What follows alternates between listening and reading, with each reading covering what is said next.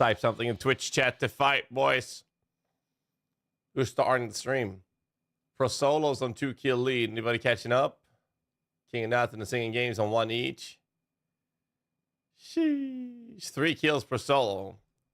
Fucking hell, get me in there. Pro Solos on 4 kills. Fucking hell, that bow is OP sometimes. When there's a lot of people fighting, the bow is OP as fuck. 5 kills. Is he gonna get King of Nothing? No. 5 kills. Oh my god, he actually got it. Type something in Twitch chat. Get in there. I know. Who has the firebomb? Loxier. Come on. Woo. That's a hit. Oh no, singing. Oh, nice. Prosolo's on half HP. What the fuck is that vortex? Prosolo's low. He's low. He's done. GG, Prosolo. Say hi to your mother for me.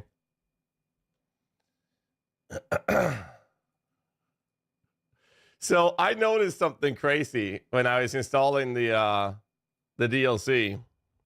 You guys seen this? Auntie, what's up with the 27 months? 27 months, let's go. I can't believe I'm awake this early though. Guys, look at this.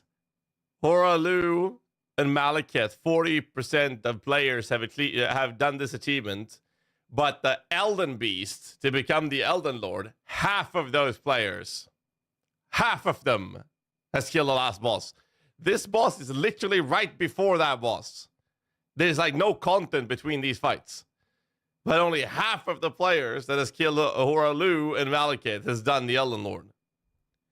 That kind of shows, in my opinion, how fucking bad the last boss was. But I saw King of Nothing told me that in the patch notes you can apparently use the horse in the last fight, which surely will change this. Yeah, I heard about it. I just think it's crazy. I told you how fucking bad that fight was. I did not like it. Anyways, today we're going to play Elden Lord DLC. And then tonight at 7 p.m. CEST or 11 a.m. PDT.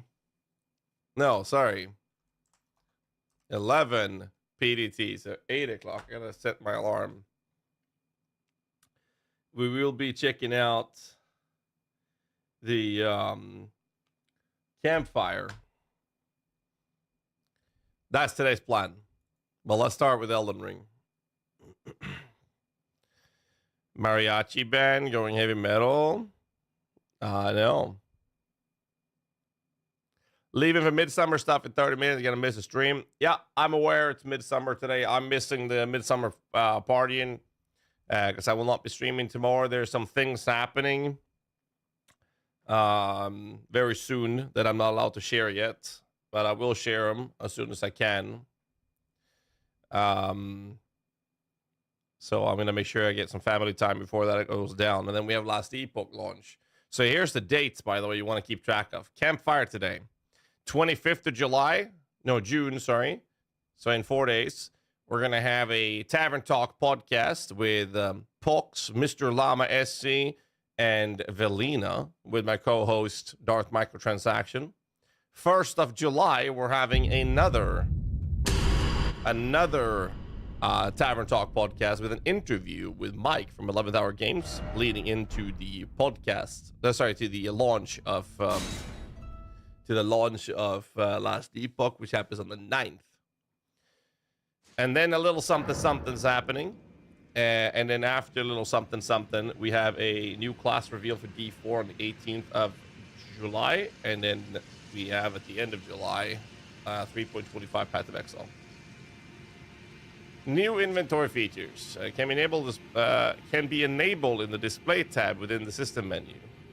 Items obtained for the first time can be marked with an exclamation mark. A dedicated tab has been created to view items obtained recently. System.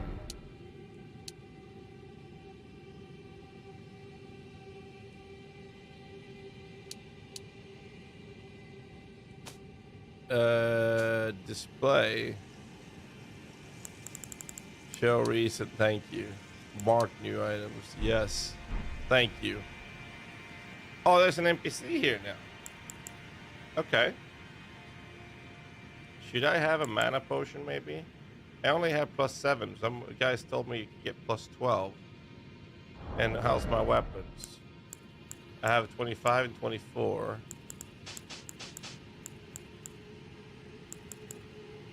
Okay. Are we ready for the DLC?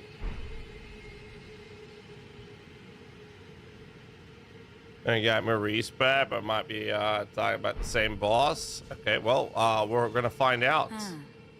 Were you guided here by kindly Mikola? Yes. I am Leda. Sure. And like you, I was guided by faith along his honorable path. Sure.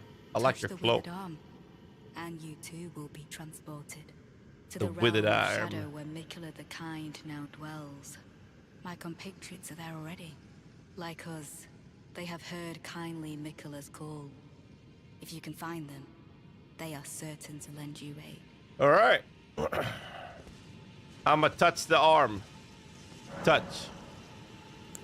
Realm of Shadows. So this is the new content. I haven't even killed Millennia, so we gotta do that as well, but we're starting with the DLC content. Okay. There's a map over there. Apparently. Let's mark that.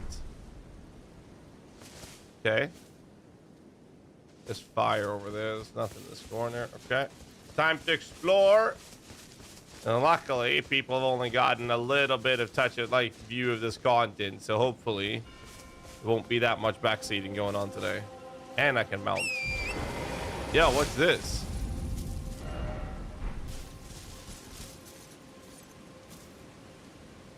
Huh. All right. Well, let's ride out them. Ghost gravestones. Is that a backseat statue? What is this? They're not enemies. Oh, they are enemies. Oh, that one is.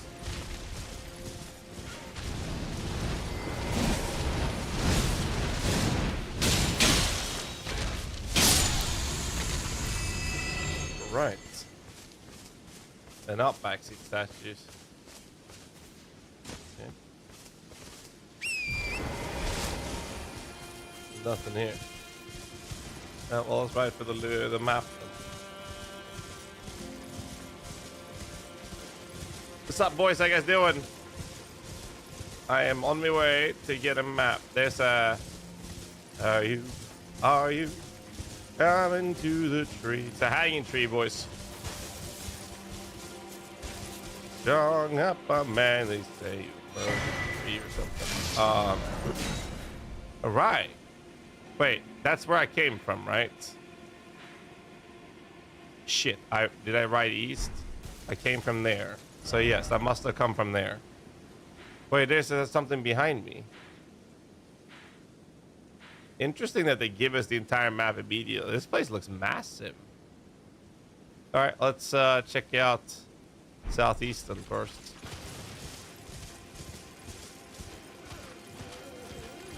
What?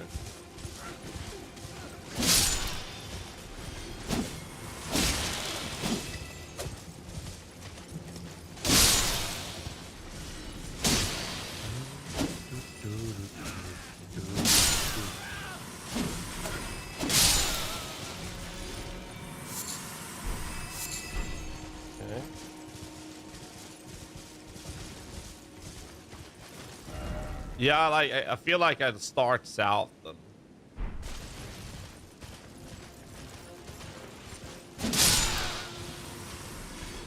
Let's start south. What level are we? 126.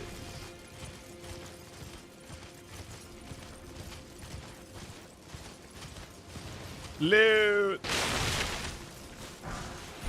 Yoink. Yoink.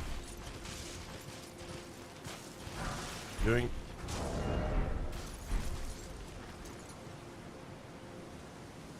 What is that red?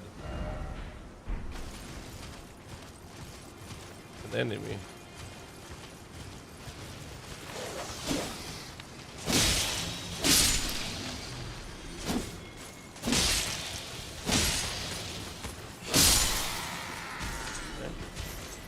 And leg. Why are there bloodstains here? People die to those? Really?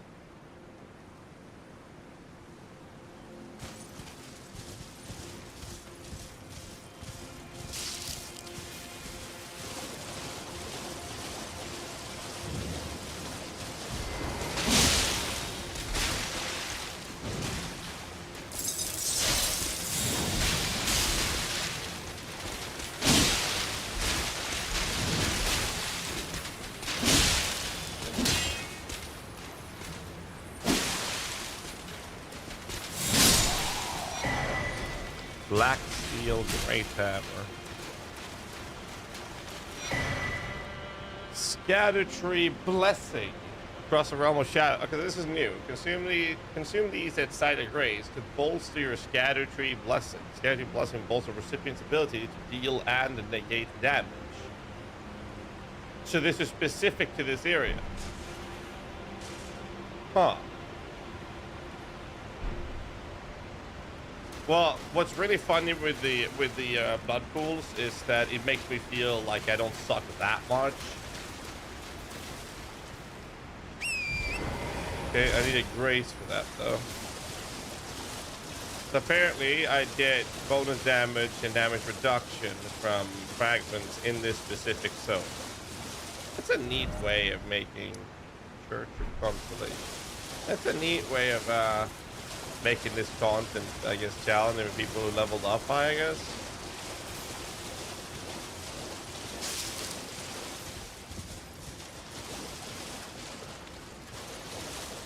There's loot in there.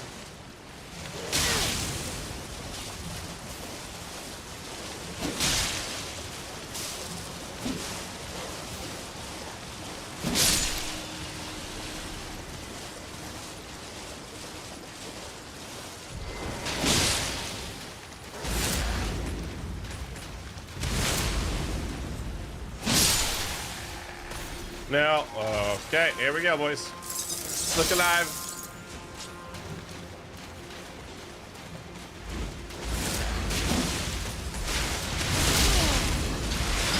Oh, that's a nice delay attack. Okay.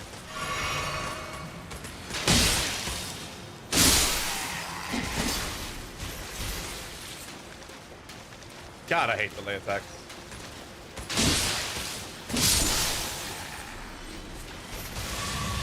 Lowers your death and magic power. Those give it back. Oh. Right, get the loot. Fire coil.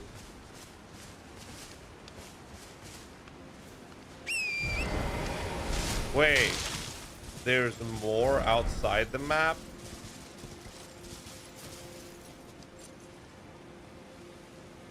No, that doesn't look like a place I can go to. Anything else I need to check around this corner? I mean, I'm gonna want to explore everything.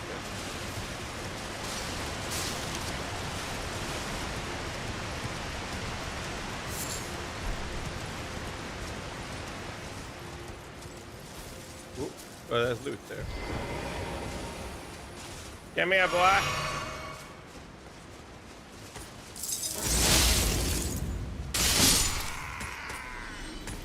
Get fucked. Blessing America.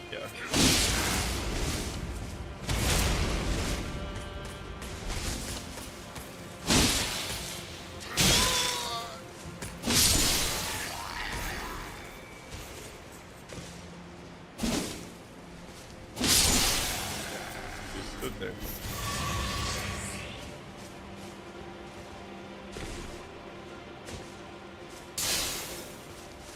Am I supposed to go up there? No. No.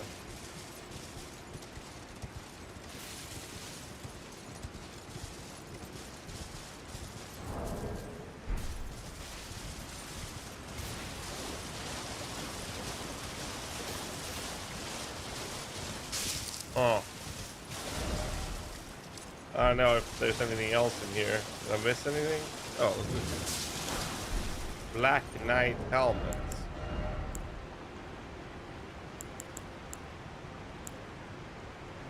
Oh. Looks like that was it. So that means I've cleared this corner. Alright, let's move out, boys.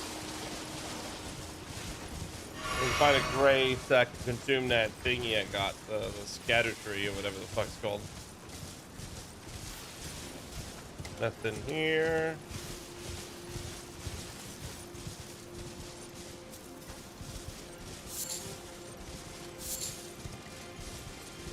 Nothing here. 2 3 hours I can read everything in Elden Ring without DLC. It's gonna be fine, man. I didn't say I want to explore everything outside of the DLC. I'm gonna go for the DLC stuff because hopefully I won't have a bunch of backseaters and getting spoiled and things. I will find it, and if I need help, I'll let you know. That's what I'm gonna do. Can we go out here? Or is that just damage? No, find out.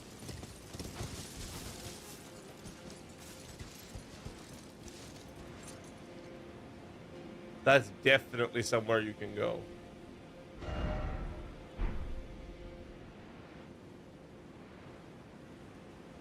Wasn't he in the trailer?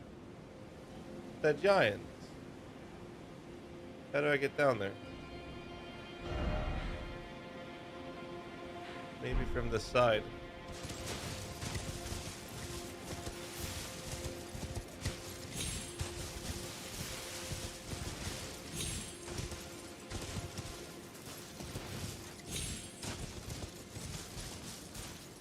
Huh. Oh, good lord. What the fuck was that scream?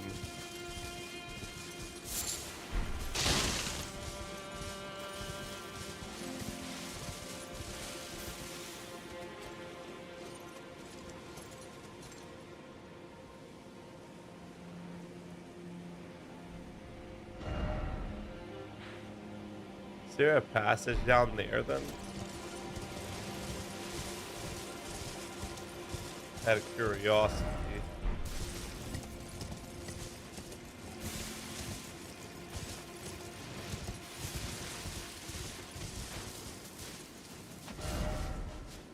No, that would have been on my right here. Maybe I get some teleporter. That's a dead dragon.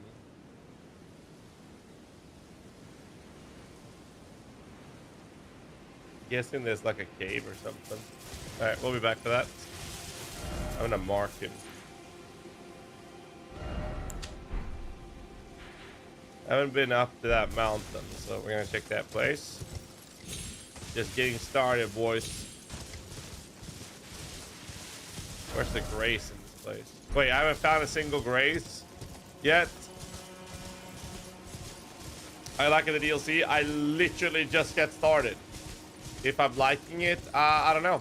I got a shard of a scatter tree. That's all I've gotten so far. Oh, grace. Oh, nice.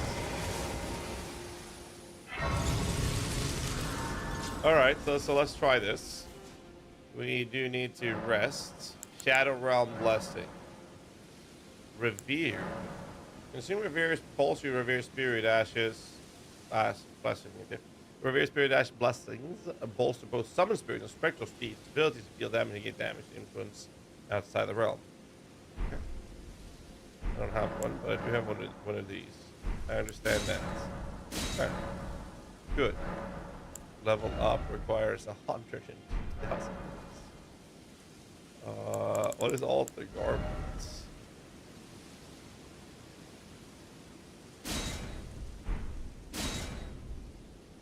What does the altar do? It just makes them worse. Why would I want to make them worse?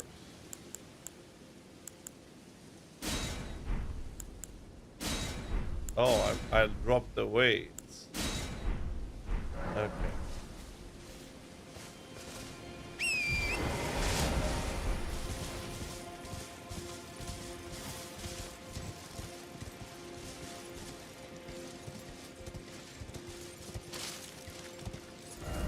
Isn't this where I came from? This is definitely where I came from.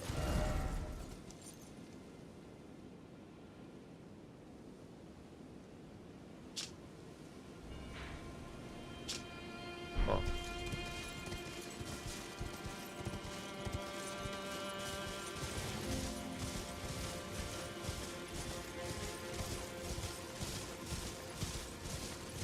There's a village over there. I haven't been to that place.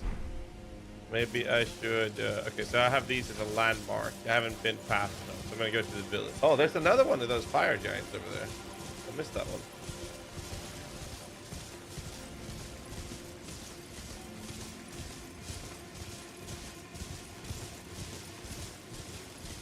Okay, so a bunch of those easy peasy sombronis.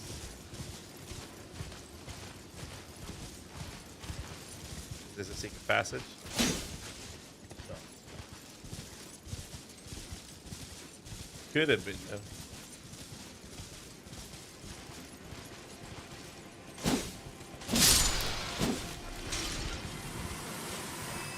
I hear the dogs.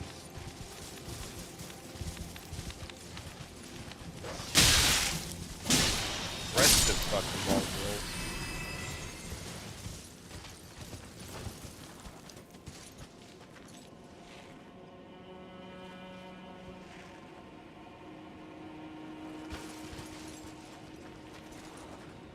Oh.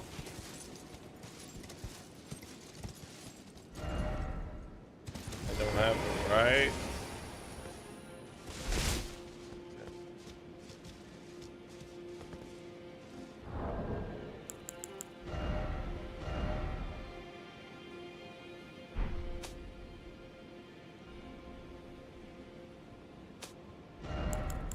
Where is it? I'm doing it.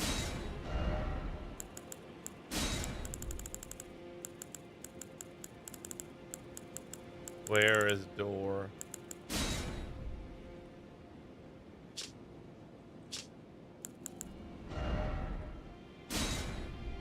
And then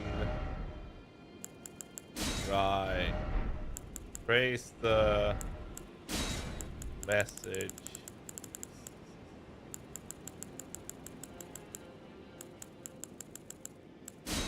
Then try door.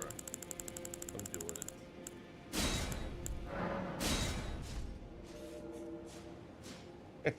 it.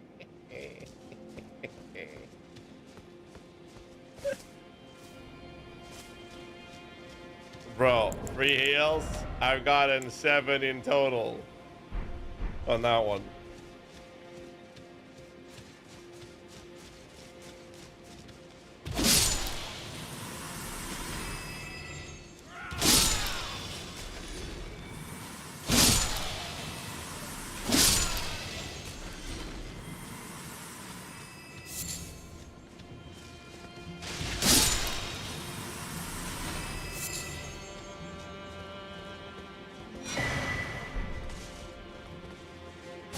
If it's too much, then I'll just delete the message. You can do that, right?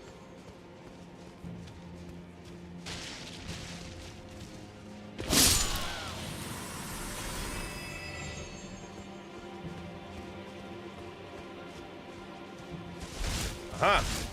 No. I reacted too soon. I didn't even see those guys. What the hell?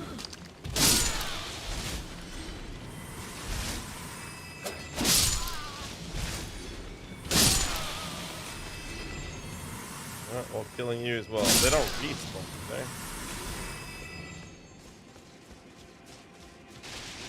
What's up here? Nothing?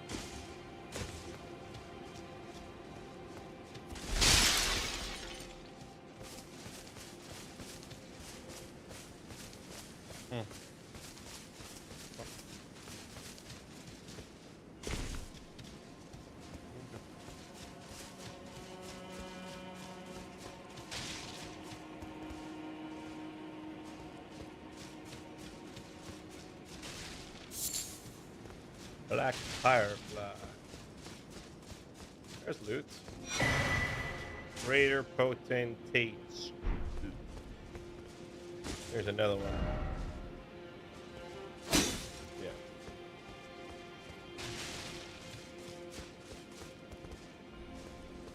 Seriously, there's no secret passage or anything in here?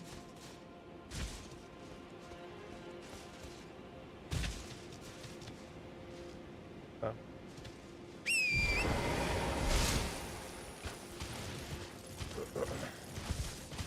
Actually, thought there'd be like a secret passage or something.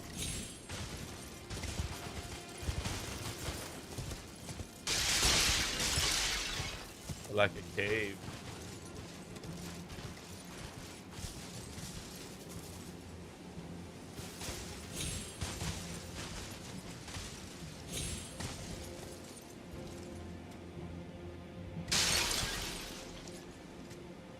Huh.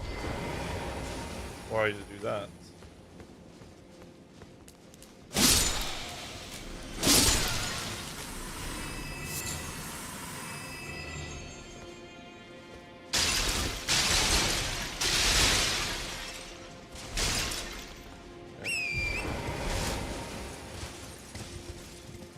Go this way.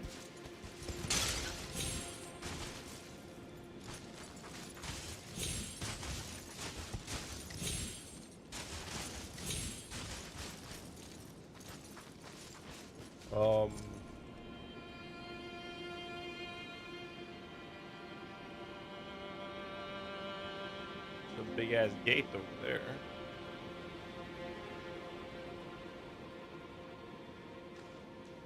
that loot?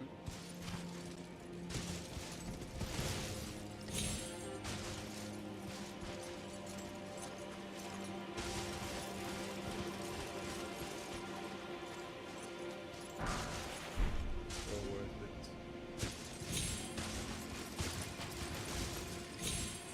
Okay, let's head upwards.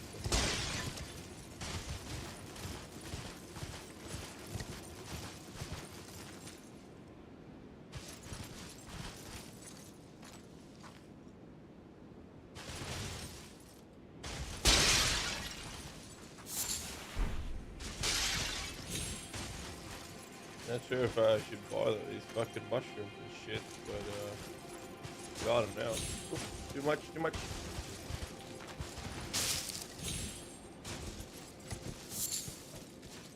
How do I get back up there? I have to like run around again.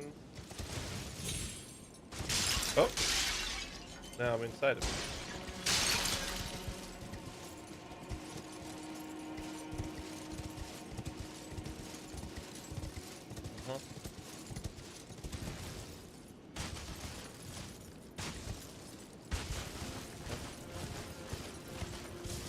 I am gonna fight it, obviously, but I'd like to explore this place fully.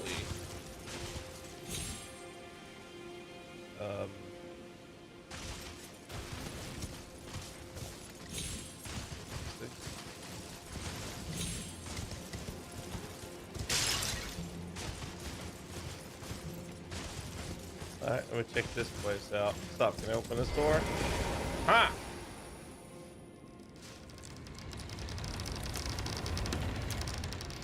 It's a chest. Blade of Mercy.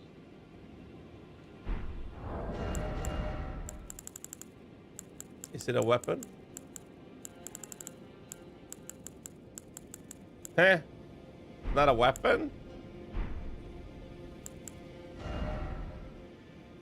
Raise attack power after each critical hit. Ah, it's a talisman.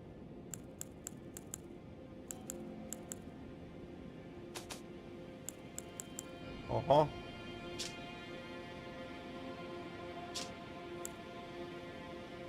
Wait, I already have one of those.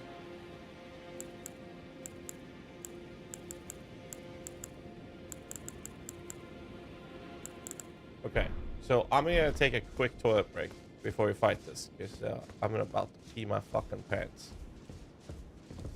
There's something big over there as well. But apparently, we're fighting that. Alright, I'll hurry up. I'll place the match for you guys and I'll be back. Be right back.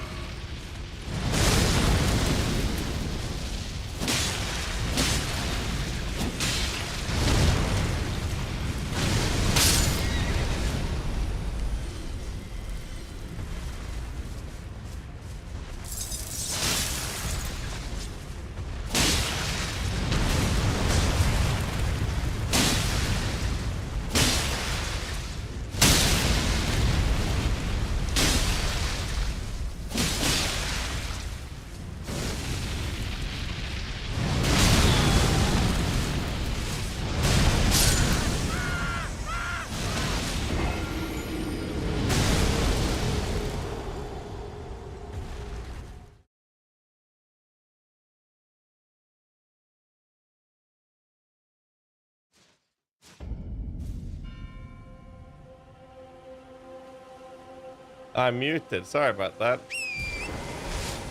I said that I don't like fighting these guys because they're so easy, and then I said I shouldn't have said anything.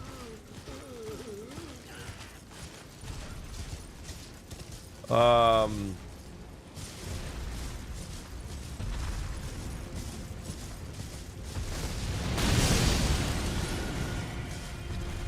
about the mimic?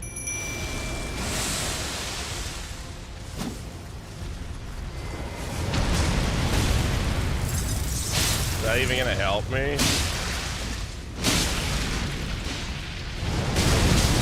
I mean, I dodged that and I still got hit. Now I'm dead. Okay.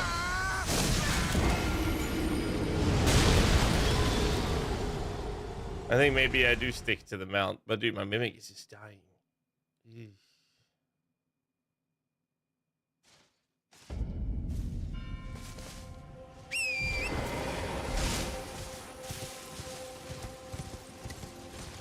I don't know, man. Is there another way to beat this guy?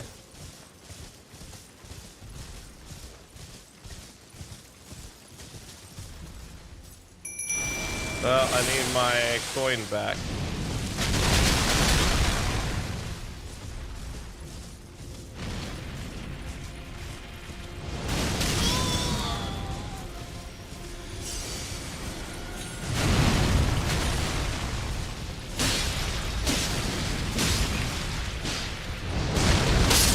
Are you serious?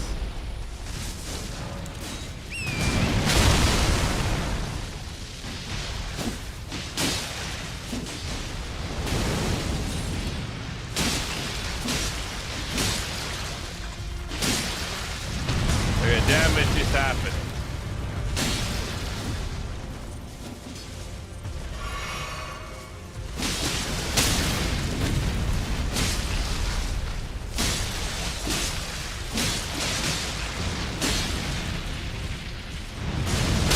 I jumped, man.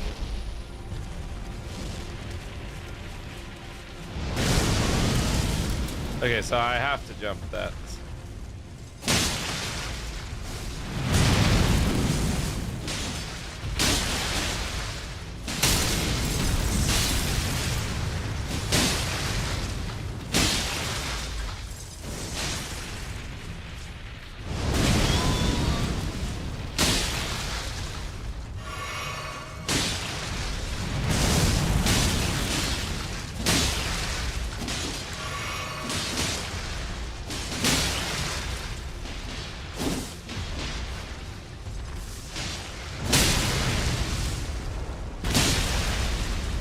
Aren't I supposed to go to the head? For more damage when this happens.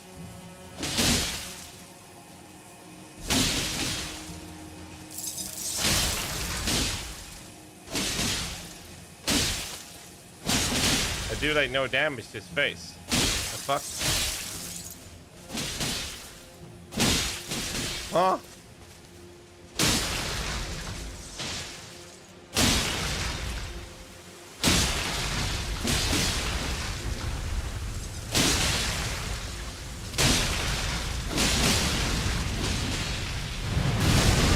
Is there a way to like do the repulse attack?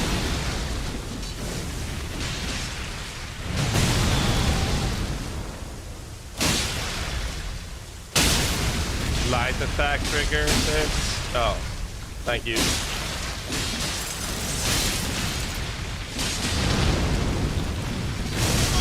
Oh, I cannot jump that apparently.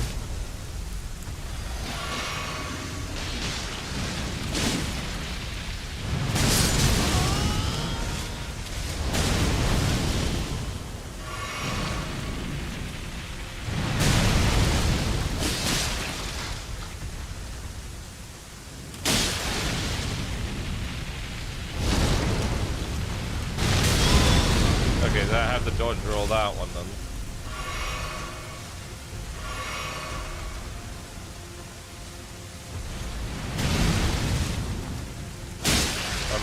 Mimic is dead.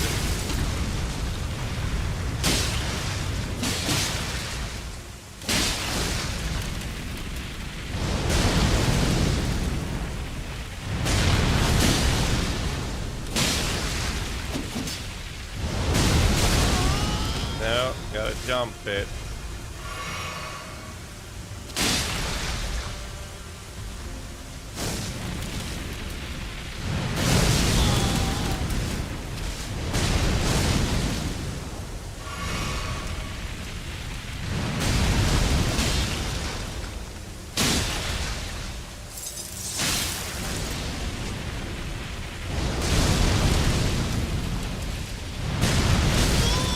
That's bad.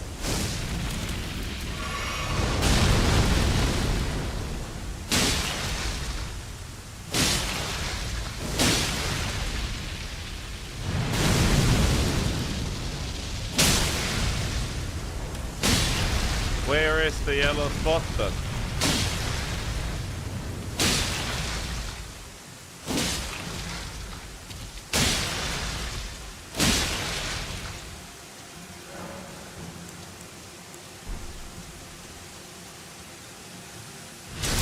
Oh. So that's how you do. Oh my god! Why did I do that from the start? Wow! Furnace Vistage.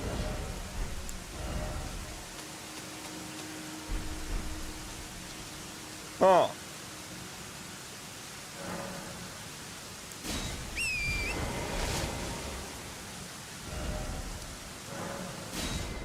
Okay.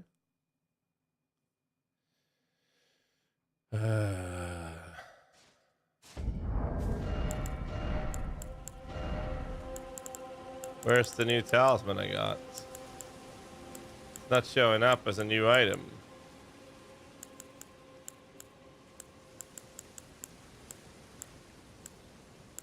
Huh?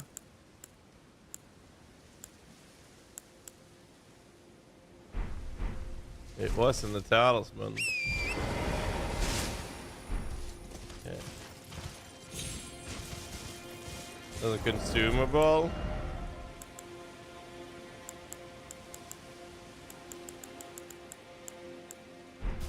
Whatever. So that's how you do the I don't know how many times I've not used that. Oh. Fuck those birds. I hate fighting birds. Aren't these normally where bosses are? Ooh! Ooh! Bad idea! Bad idea! Bad idea!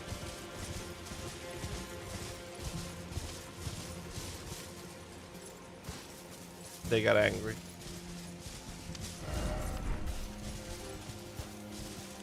A dungeon! Yeah, I got a recent one, right? Here. Material used for crafting, enhanced spontaneous guard, and mixed physics. Okay. It's not even a dungeon, it's just a boss. Alright, let's go. La Gaul Nayet.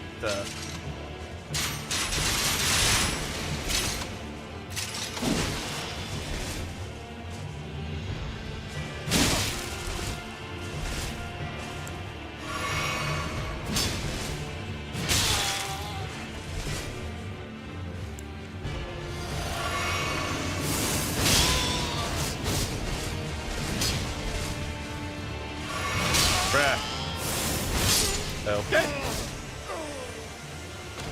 Well,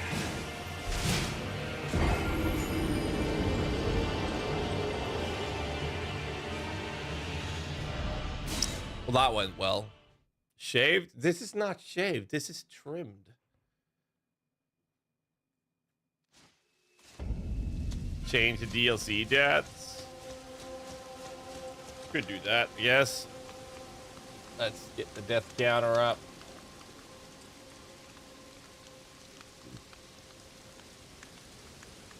Two, right?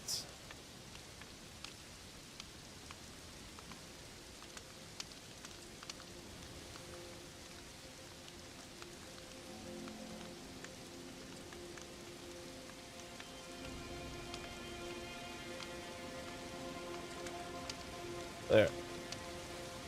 All right, let's go.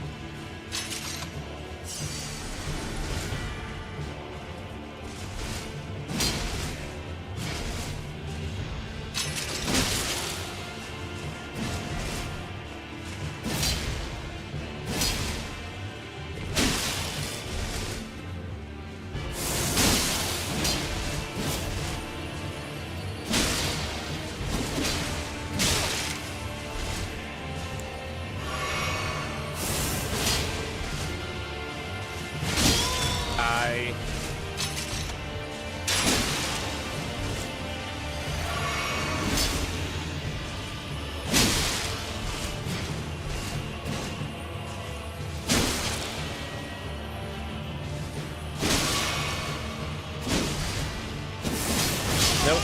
3D. Fuck. I can punish him when he puts out his crossbow.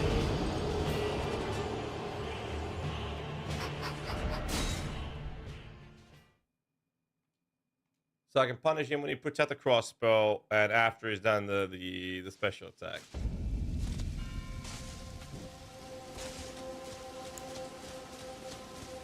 How you feeling now? Yeah, it was all good. Like the funeral yesterday was kind of rough.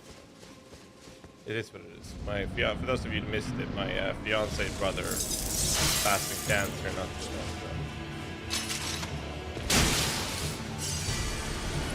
Pull the crossbow. No.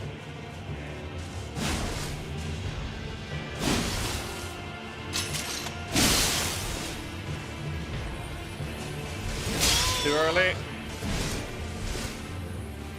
No, I'm stupid. Too early again. Okay.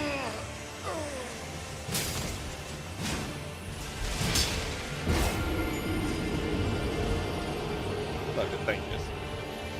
So, anyways, we had a funeral yesterday, and that's why I wasn't streaming. So now we're back.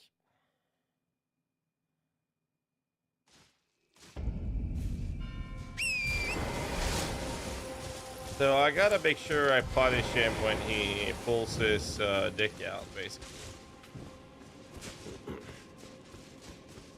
The crossbow.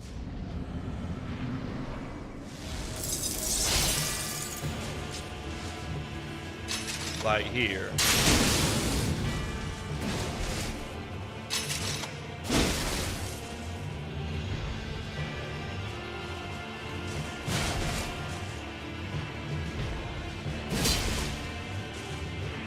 Can I punish that?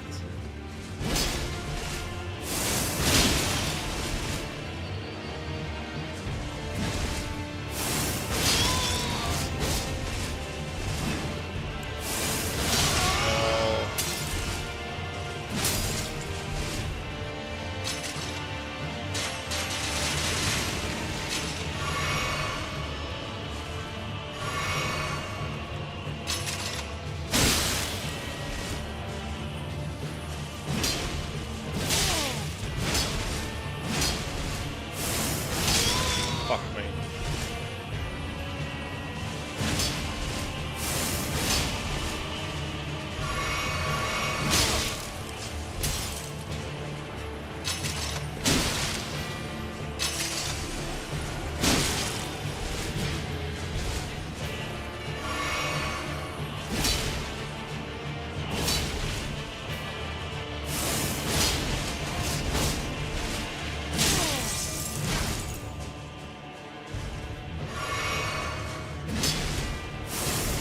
No, too early.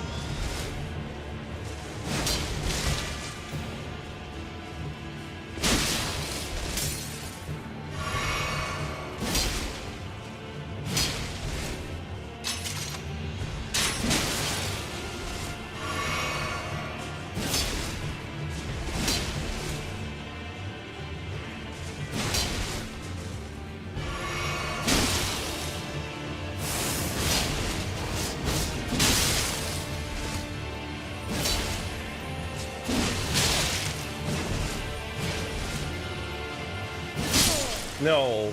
Why did I even read that like a fucking moron? Half HP though. Did we get Millennia? No, we didn't have time.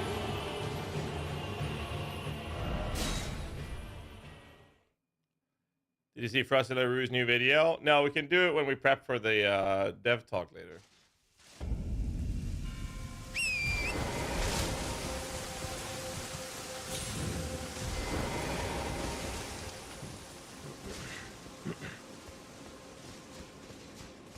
That is a big hat that guy's got. What the fuck?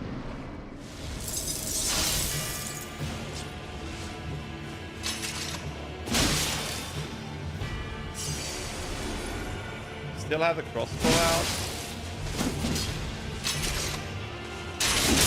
No! I missed. Ah!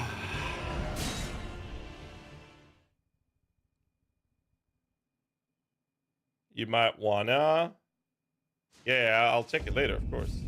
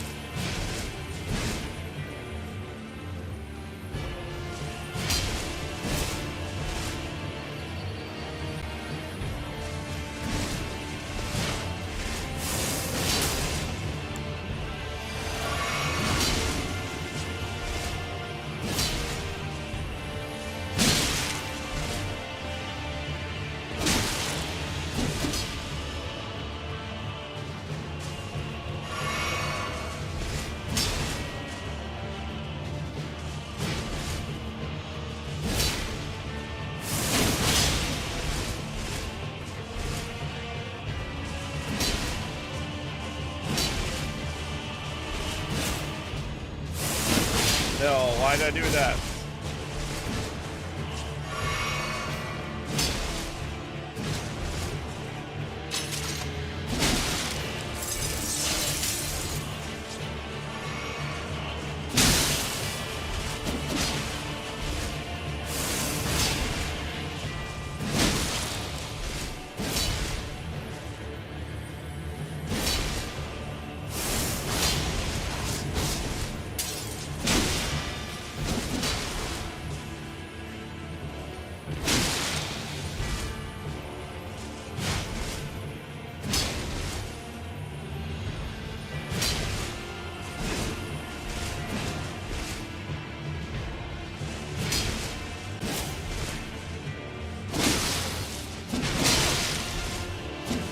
No, I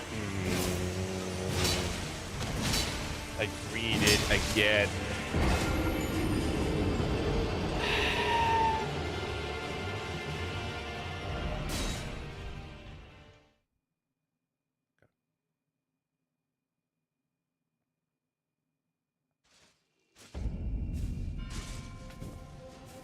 Well, I beat the main game and I ran his quest chain in about 50 to 60 hours. And then I did Mog before ending it.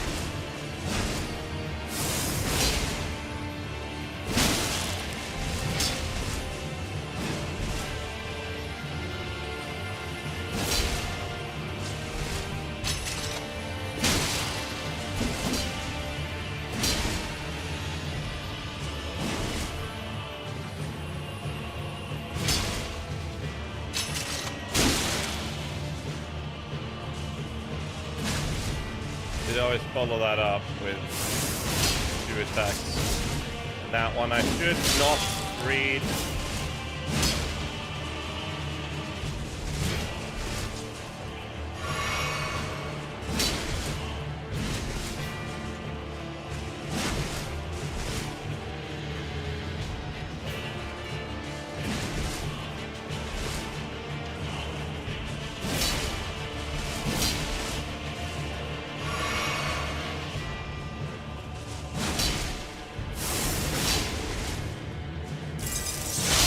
No.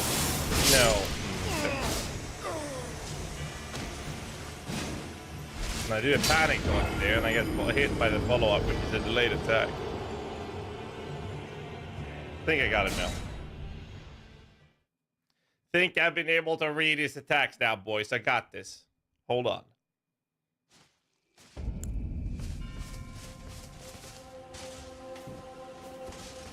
Hello, Njord.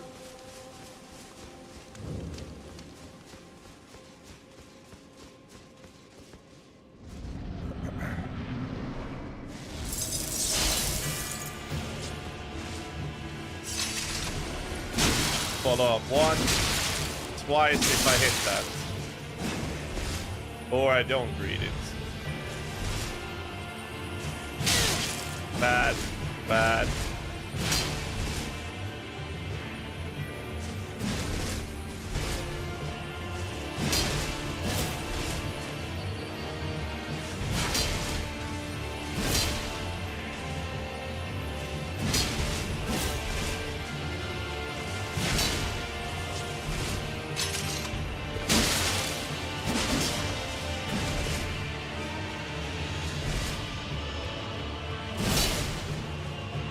No.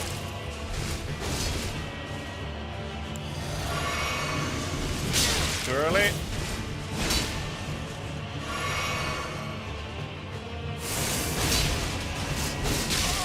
Way too early. Greedy. Fuck's sake. Thought that was enough distance.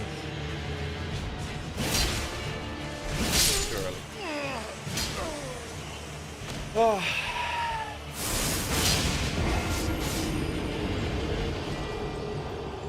Black Wall Knight fucking me over.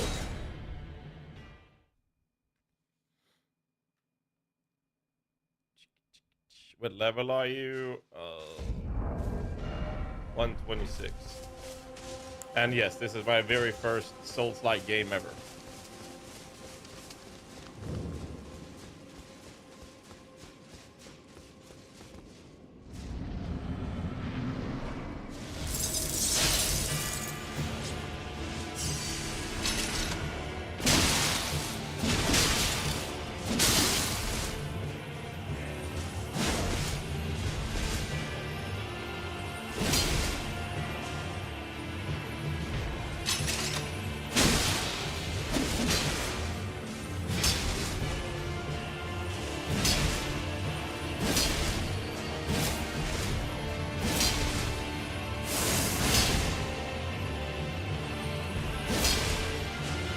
No.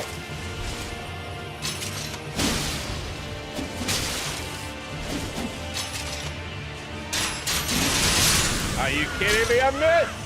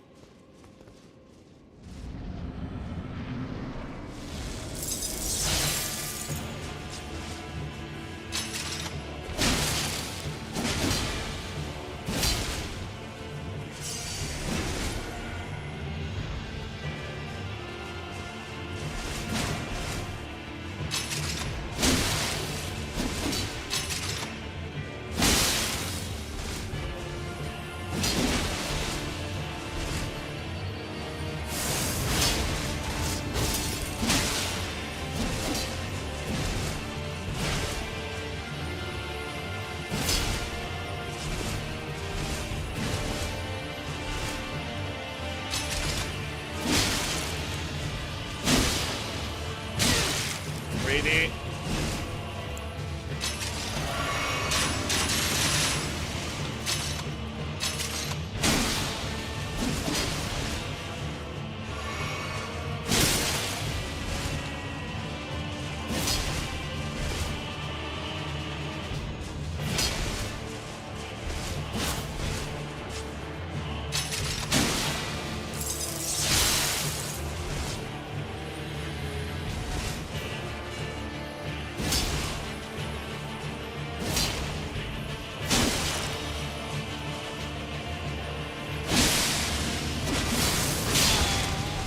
Very greedy.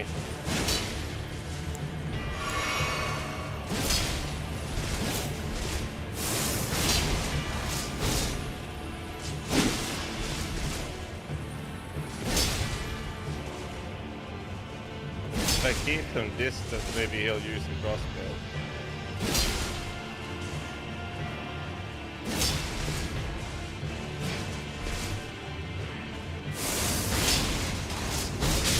Too early.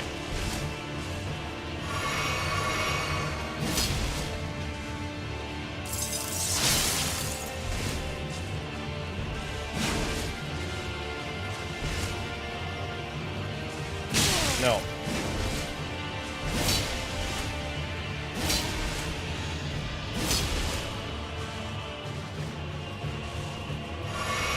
No, getting punished.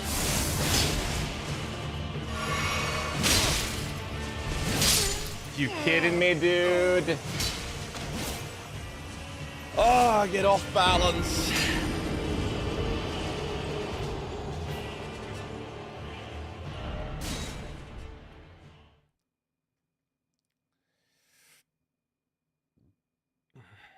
Okay.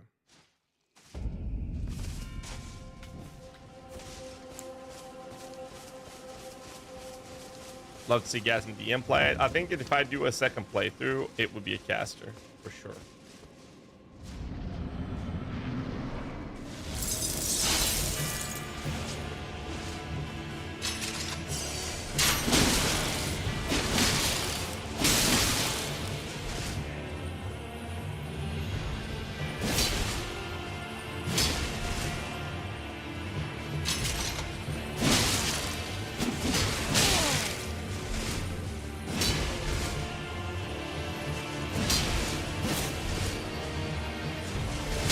Early.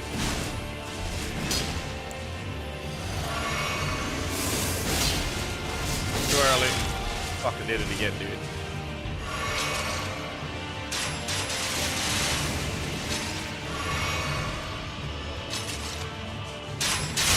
No.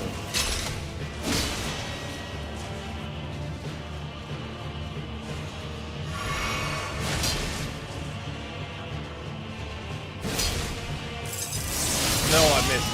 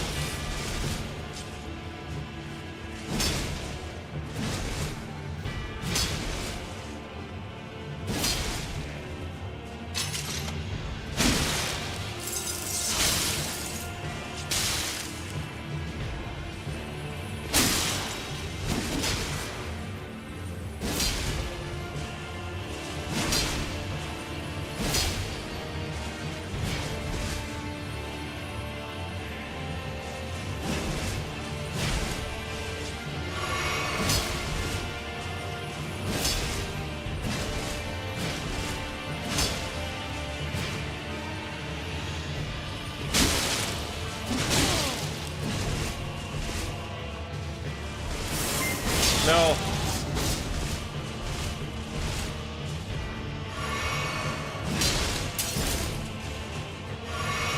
No. I'm off balance.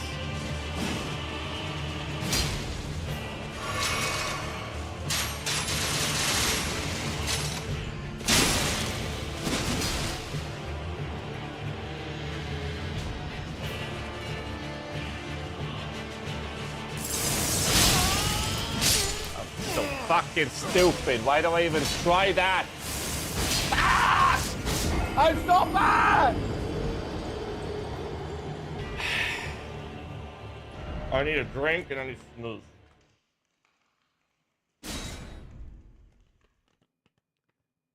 Good timing, Rax. Thanks so much for the raid. How's the DLC going for you, man?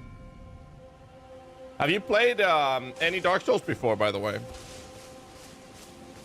I think I died 10 times to this guy so far. Welcome in, everybody, from Rax Stream. We are, or I am, playing my very first Dark Souls, well, Souls-like game ever. And I suck.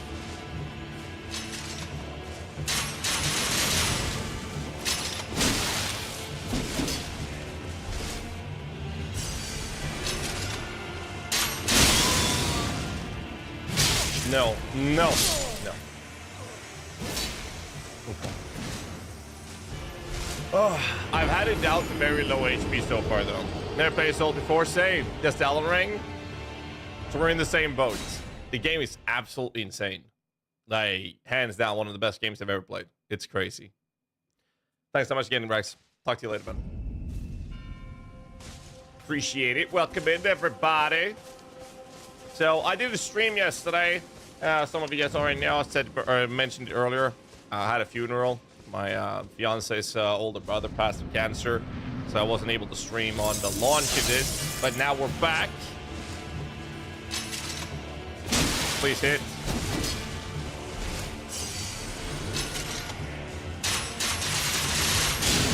Failed.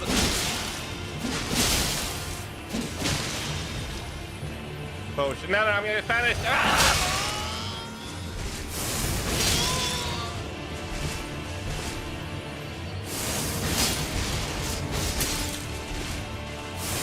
Punish again. Okay.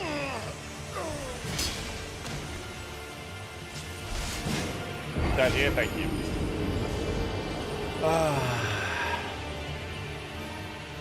I mean, I have it. I just need to get good, you know? That's all there is. I just gotta get good.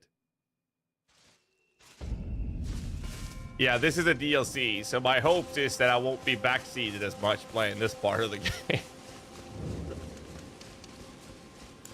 But I got this. I just need to utilize the information that has been presented to me. Where's my coin? Follow up. Missed.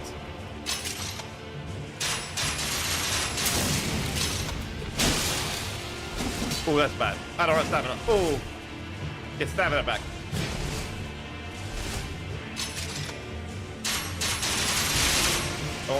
Only one of those. Delayed. Where's the coin?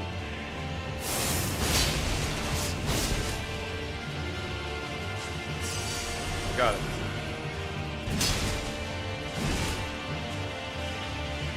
No.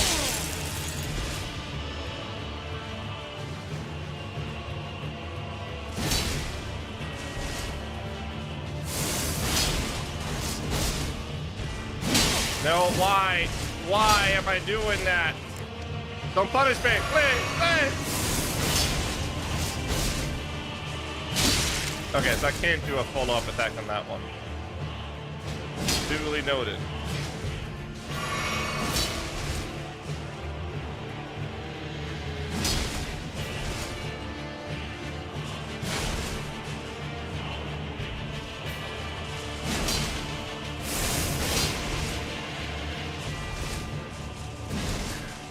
Nope. Ooh. Why?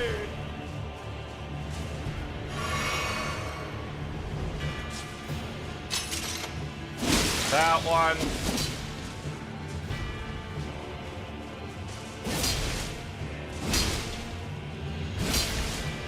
Maybe I can do it that one if I do a quick one.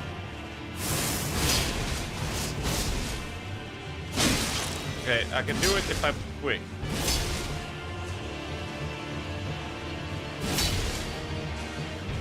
Jump at me again, please.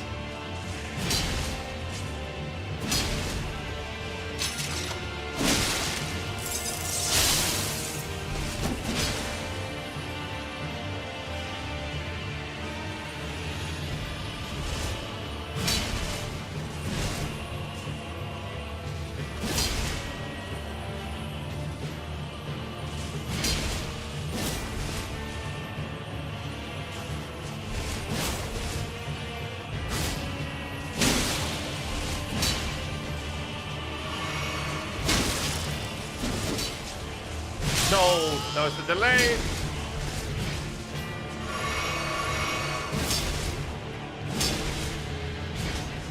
Crossbow, crossbow.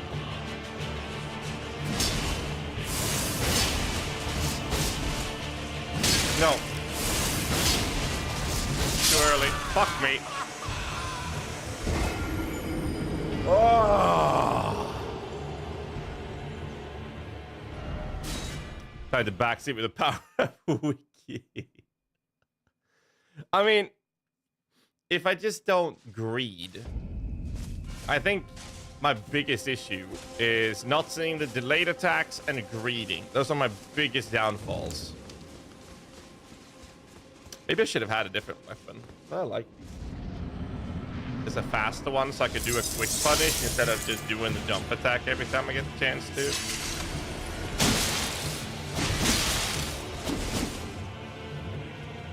Crossbow again, please. No.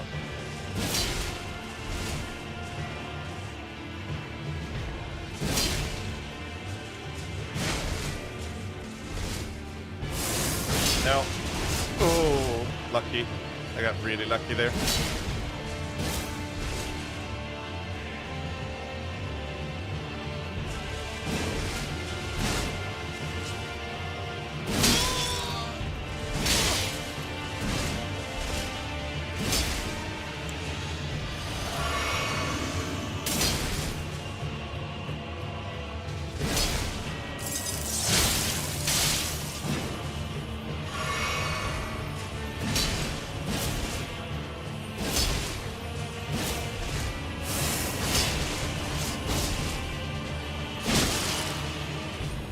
He does a follow-up sometimes there.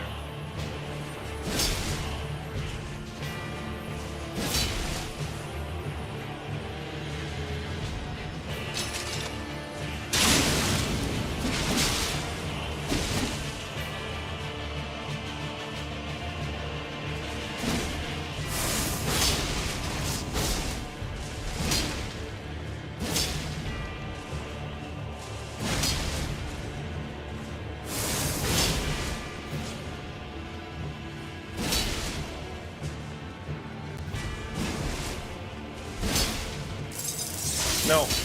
Ooh, okay.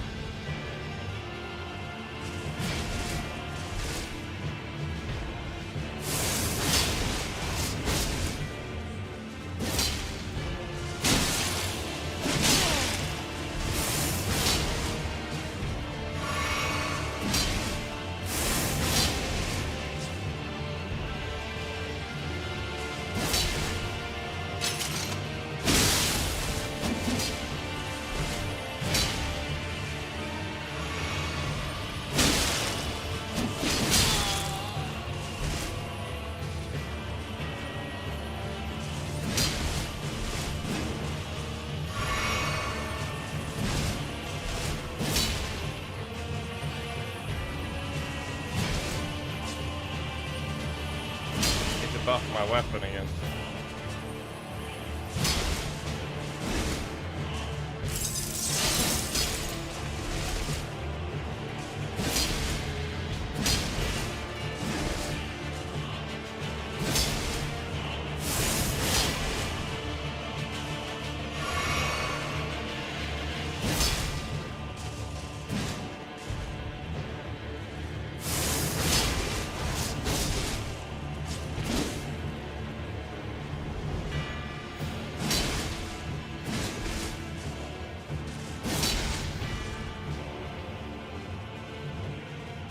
No.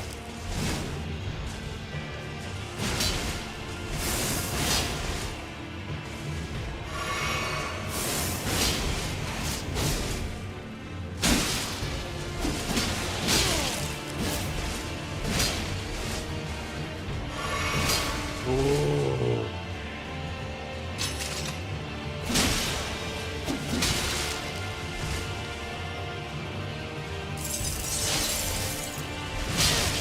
Early.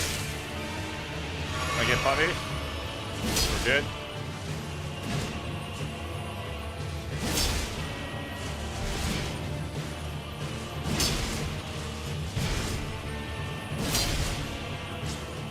See, I can probably punish that one.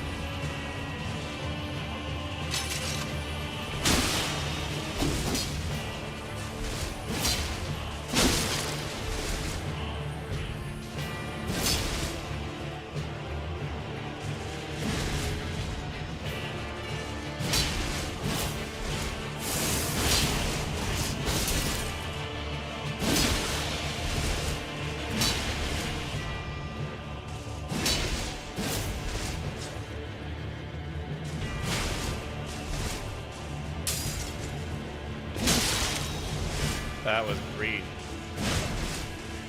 Doing it again. Calm down. Calm down, guys.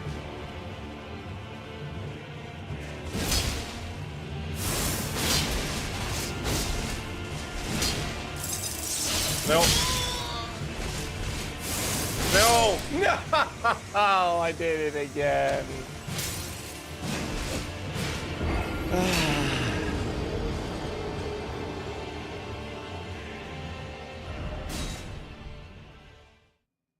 I'm gonna kill him. That's just the way it is. I will kill this one. I will have him. I will have his soul! Does he drop one of those remembrance? Actually, don't tell me that.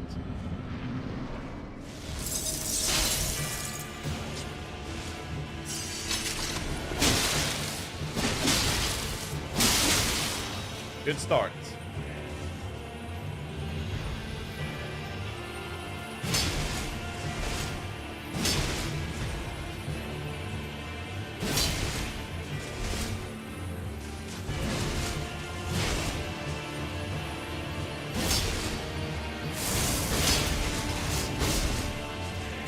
Now, looks like he does the follow-up attack if I'm too close.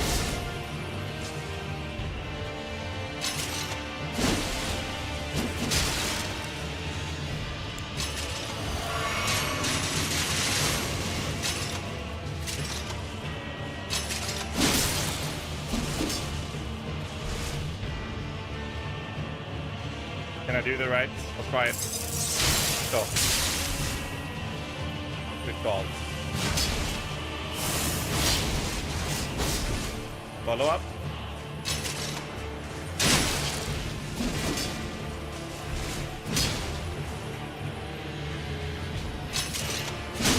Follow up. Hit. No. Greedy.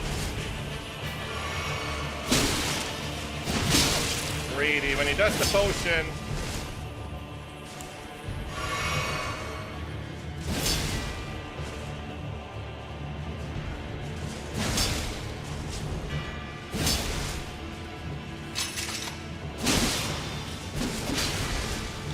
Greedy.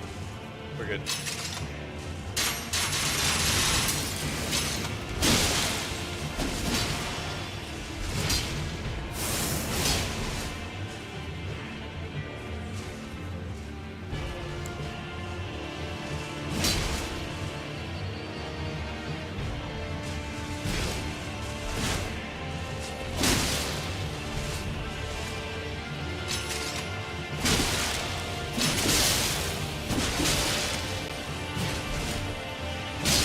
No.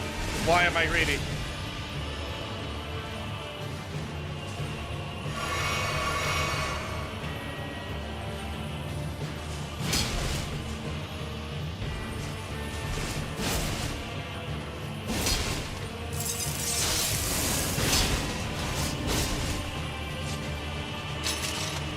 Come on! Yes! Suck a big blue sight. Bitch. Okay.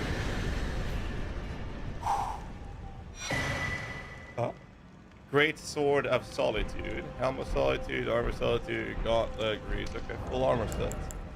Is it better? Wait more though. It weighs a lot more. Wow.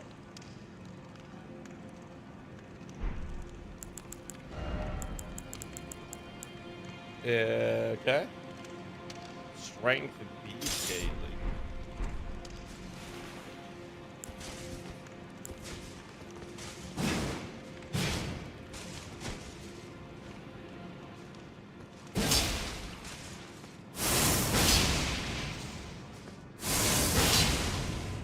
Oh. Anything else? Because here's the thing. I am the Elden Lord. This guy should just sit the fuck down.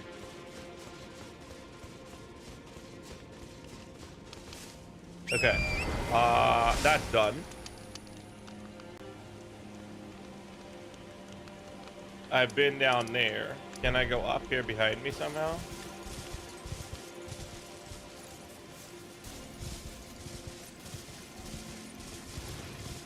Is it lit?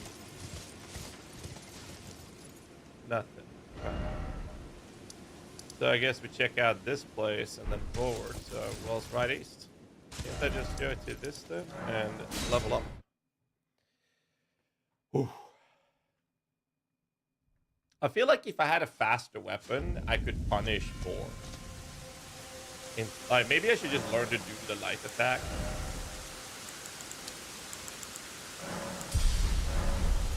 Maybe that's the play. Alright. Real question here is this a passage I can go up it? Find out. Yeah, it certainly looks completely dead to me.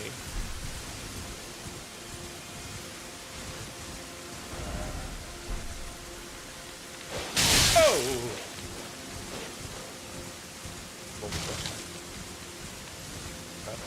So that ain't it.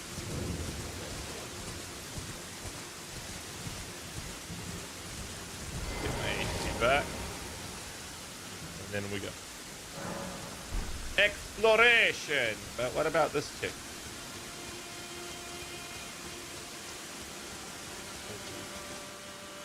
Right now, I never yet. Lost that report. Mary's still. Okay. Good talk. Good talk.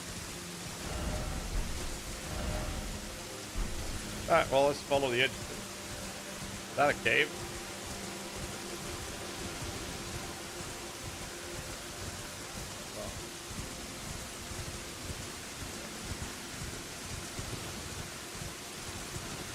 Nothing here.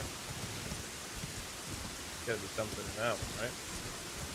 Don't come down there. Loot! Loot! Black backhand blade.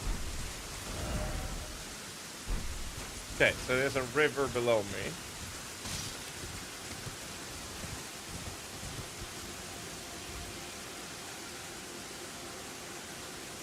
That looks like a cave entrance.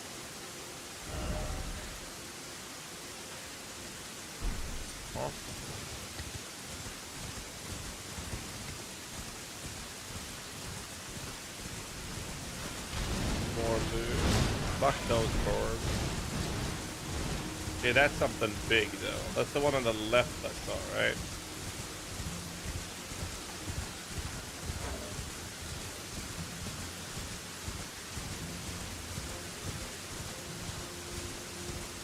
That's a grace.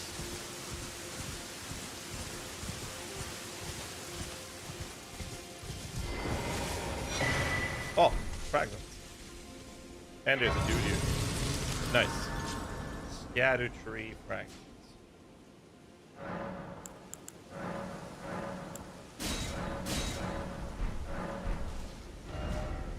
Okay, I don't know. Michaela's cross. Nothing on the left of this though. Let's talk to this guy.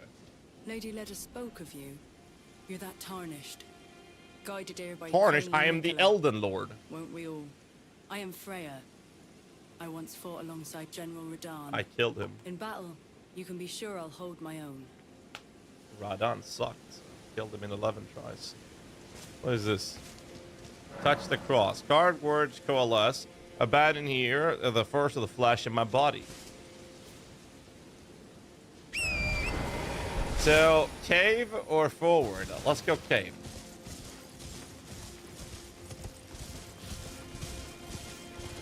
Actually, what is the fastest attack I can do? Okay, that's a slow one. So that's my fast attack. Light L1. Because I think I can punish more if I did that.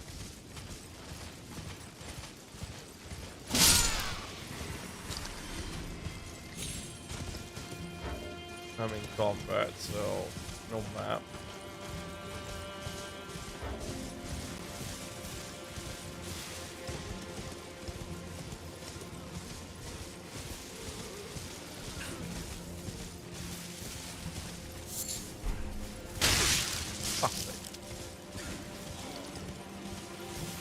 Oh, I hit the horse. We're good.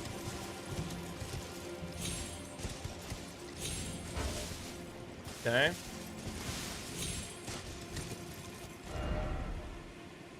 So I get into this castle, which I guess I could have gone through this way somehow. Maybe I couldn't get in there. Oh, here's another cross. And another grace already? Huh?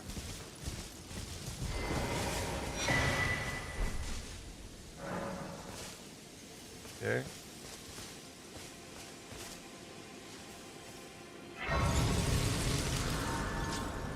But how many do I need? 3 now? Do you just linearly increase?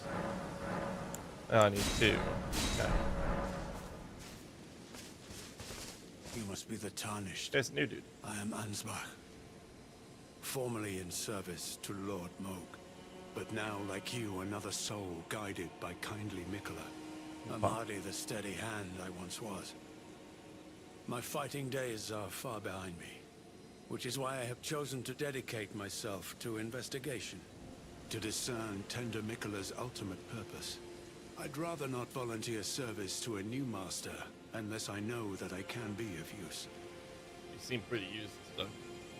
May I request a service of you? 6 crosses, identical to this one, have been discovered in these lands. They are akin to Tender Mikola's footprints, or gravestones, which mark what he's left behind. If you discover any more crosses, be certain to tell me. I presume you, too, are keen to know just what kind Mikola is doing here. If you discover any, be certain to... I presume you...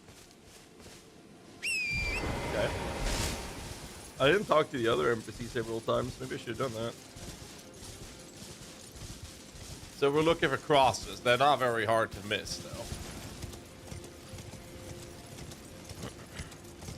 Bloodstain. Why is there a bloodstain? Try to jump.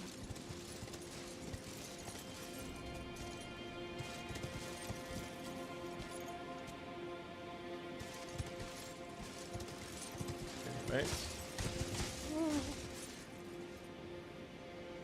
That crosses underneath. I mean, it feels like something should be over here, so let's check it out. Or this little long ledge here. Be surprised if it wasn't anything.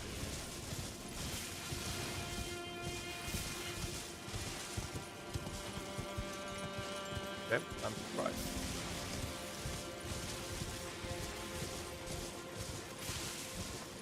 Trying to be logical here, it doesn't work. Alright. Open the door! Unless Holder is behind it.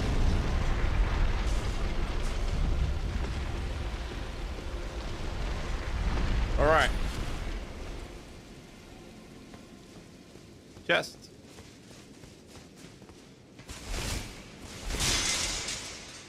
Oh, it didn't break.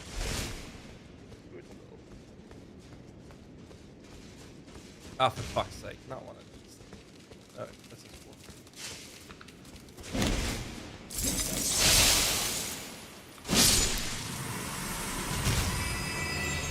Crazy. Alright, I've learned the hard way that I'm really bad at looking at things around me.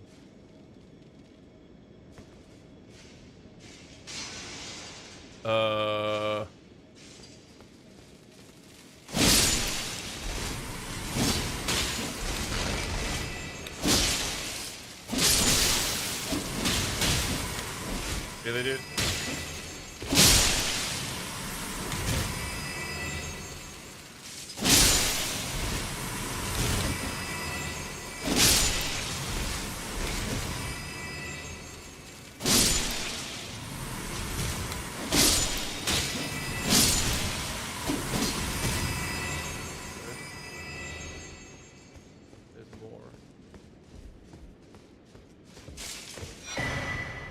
Revered. Right, that's for the minions, right? Spirit Ashes bolster summon spirits and Spectral Steed's abilities to negate damage.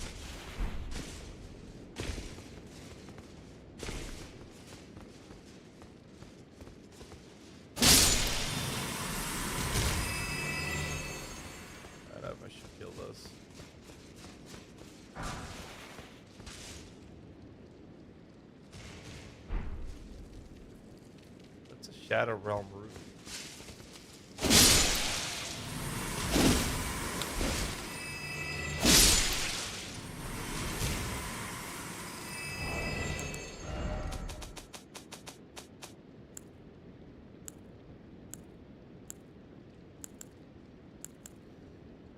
Oh.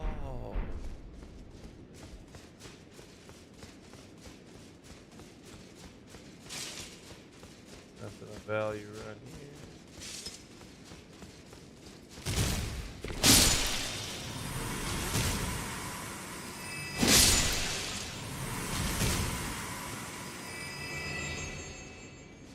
Wonder if I can backstab it.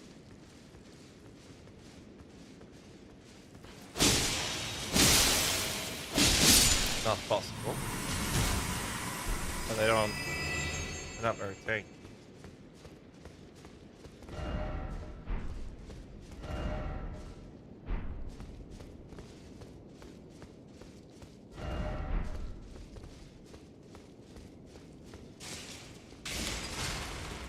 Huh. Sneaky motherfucker.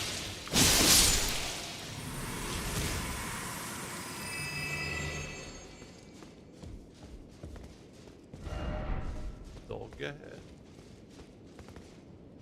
Huh? Turtles?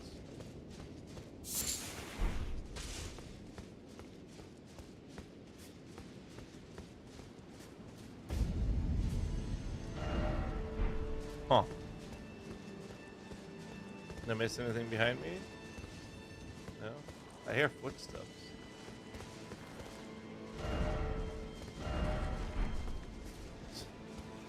Oh, Grace. Joink. I might as well fill my HP, man. Like, there's no problems with that, right? Shadow Realm Blessing. You got one of these. Flower. Oh, I have more. Nice.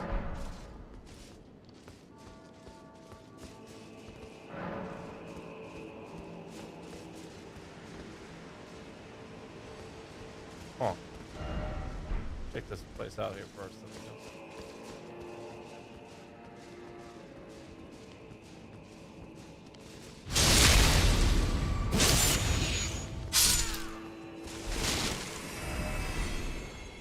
They lied to me. Oh.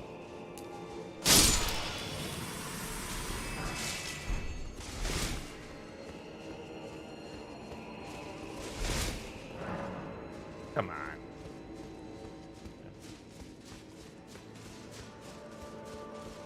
Can I use a mount here? I cannot.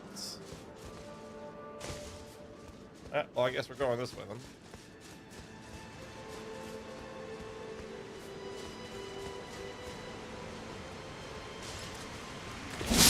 Oh!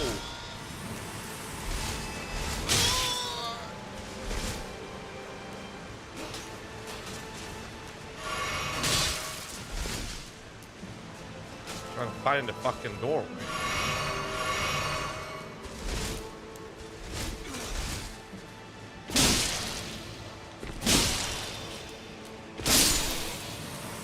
I don't know what's up with it, but I really dislike the delayed attacks.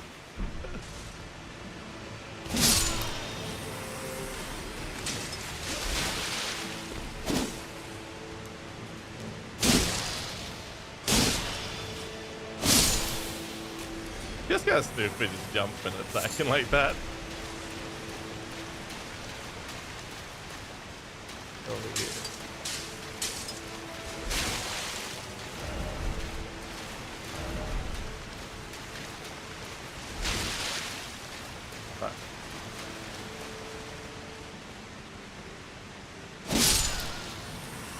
Rune farming.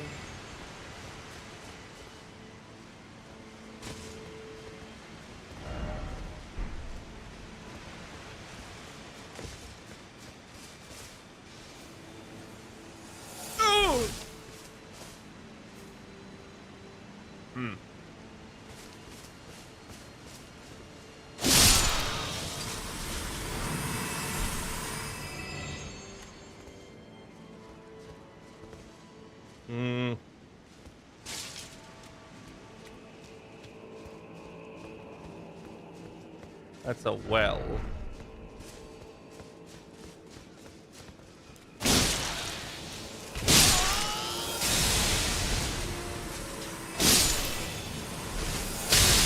Jesus fucking Christ. Fuck those. We're going down.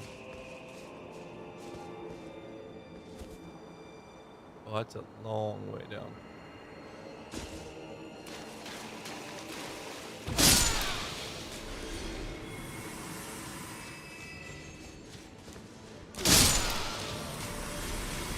Loot.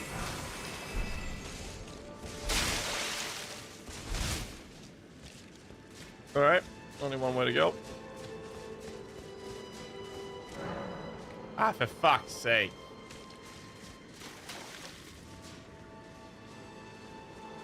Not annoying at all, by the way.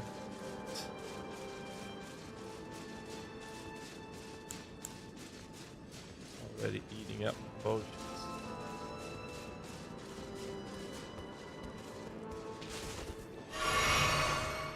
Alright, so I have to go through these casters then.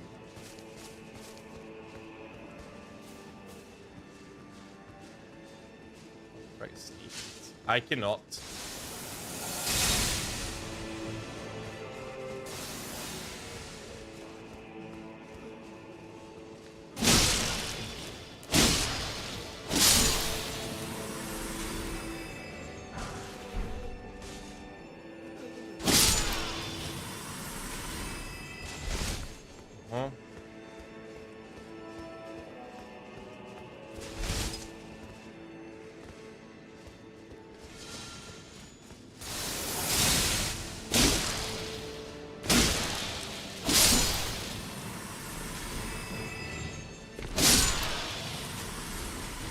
I got these spellcasters behind me though, or above me rather.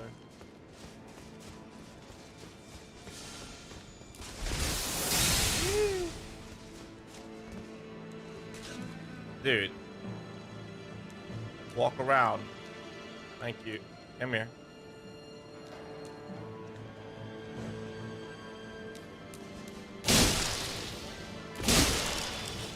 Thank you.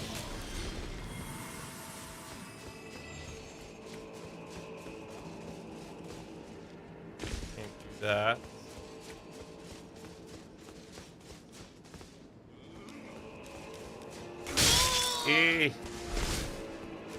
Oh, they're actually shooting back here.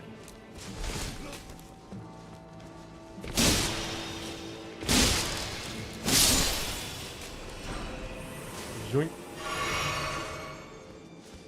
Oh, we're good. No, we're not good. We're not gonna take it back.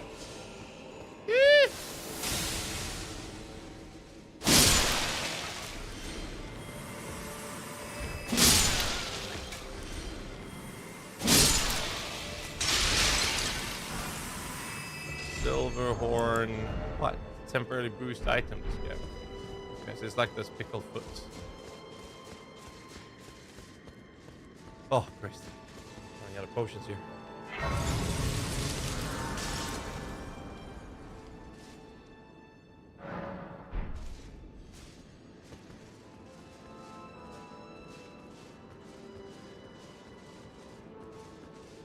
Come here, you little shit.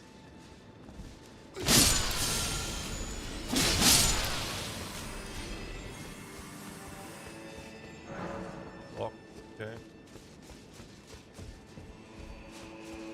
Isn't that America statue? Or is that for summoning friendly players?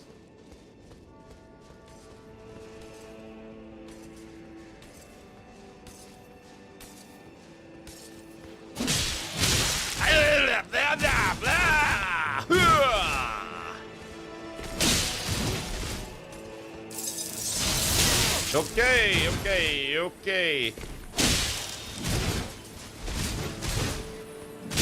Okay, dude. Okay.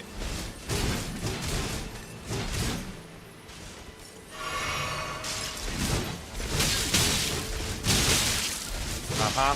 Uh-huh.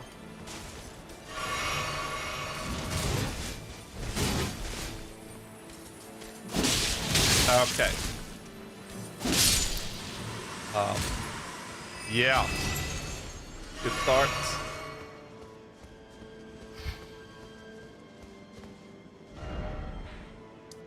Small private altar.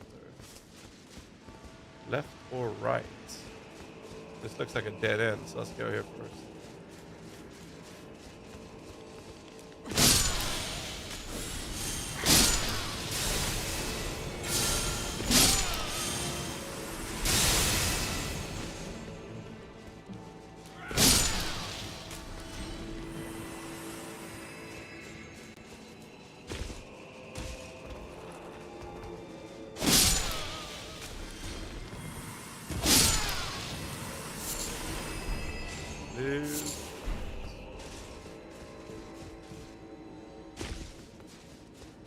Not a dead end. Huh. Miss anything back here?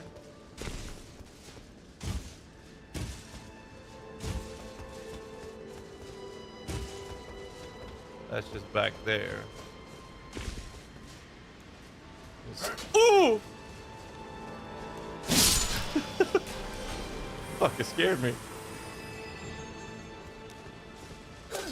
There's another one. Dude, these guys are just behind corners everywhere, man.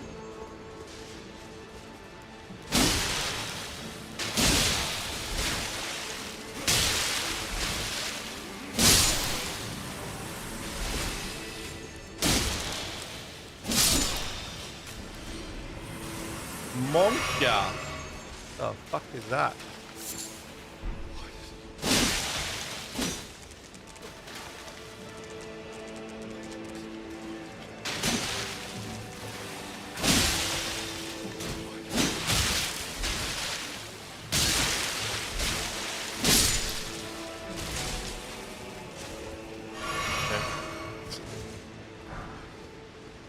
Smithing stone 5.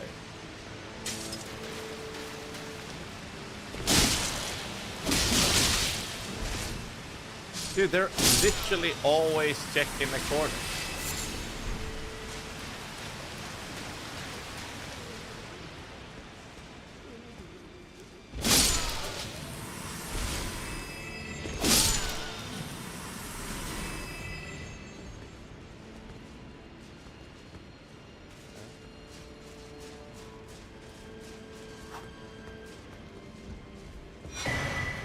Stone room key. Why did I think that was gonna work? All right.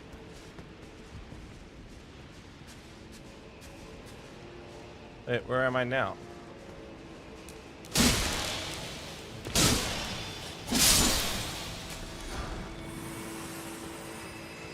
Am I back here?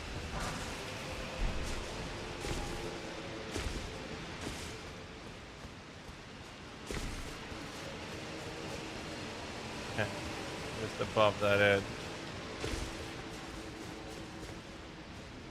I still haven't walked to the other side. There's like 2 other passages I haven't seen yet.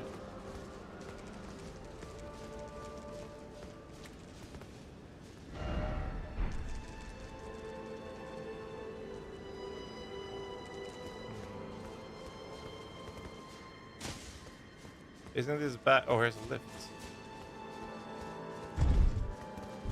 YOLO. Let's see what this goes.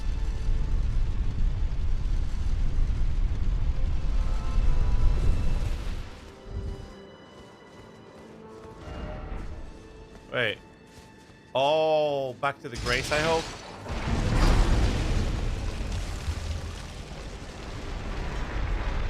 Yes. Okay, so we've opened up the... What's up, guts? We've opened up the passage back here.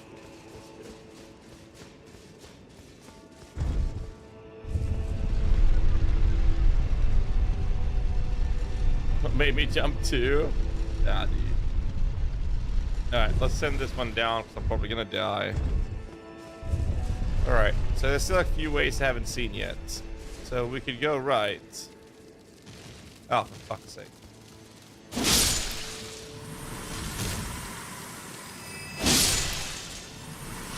These things are just annoying.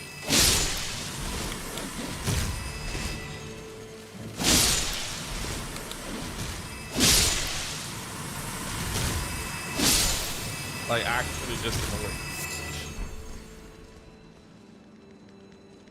I hear it. Where?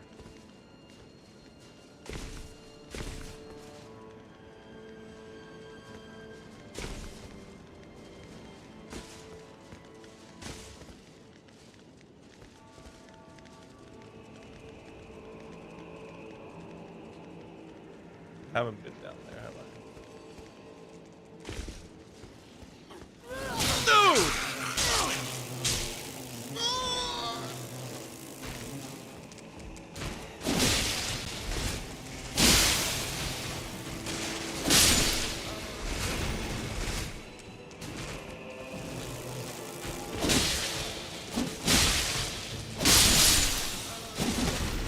Okay.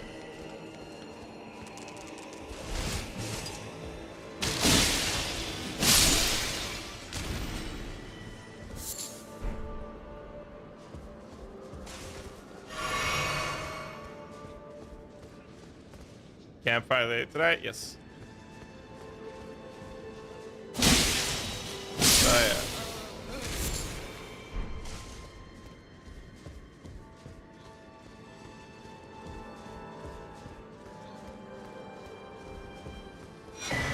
Oh, garments. I didn't hear my arms.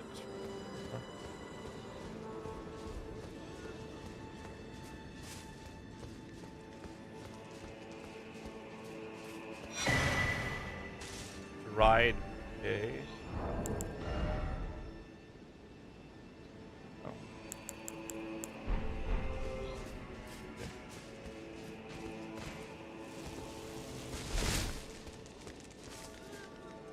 Above me? Am I supposed to jump down there though? Like I could have gone to this place. I never did. Nest over there.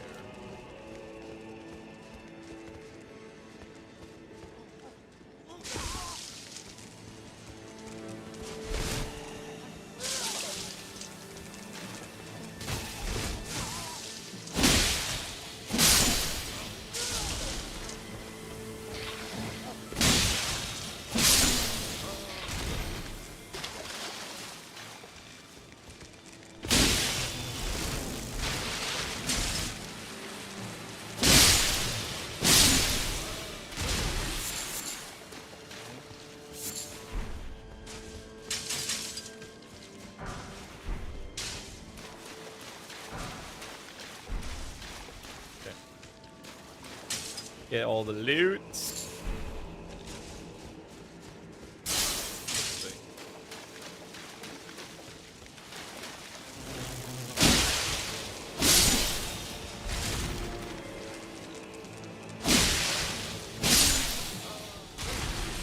That's where I was earlier.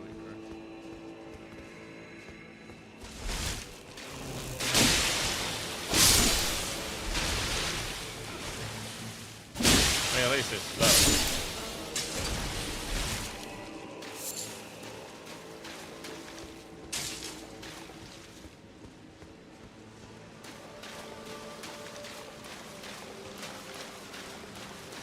Checking all the corners now.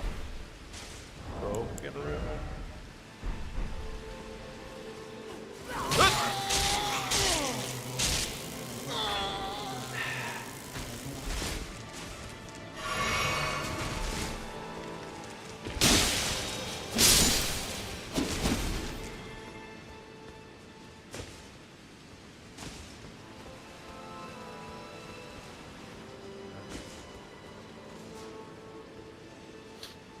So, yeah, fuck the bugs.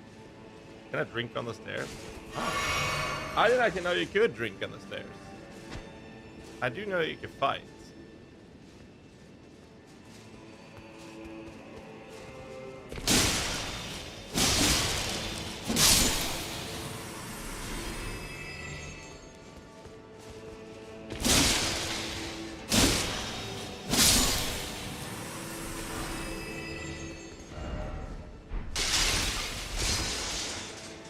side.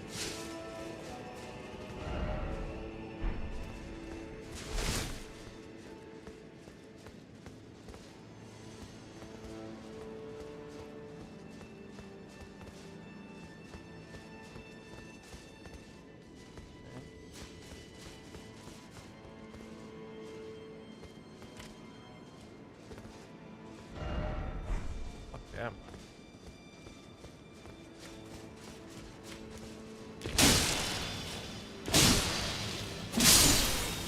Follow that up with an ice attack.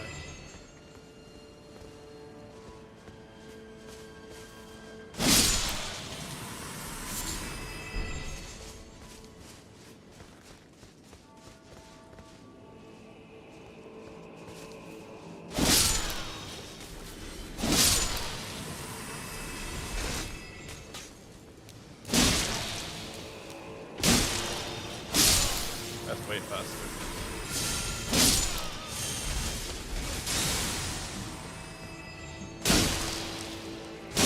I mean, they're not very hard, these enemies.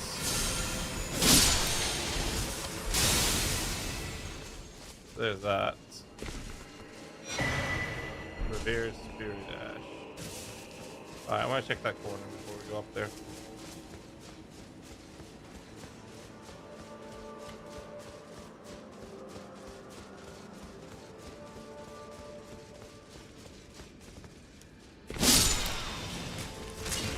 No, it's one of these. And they don't stagger.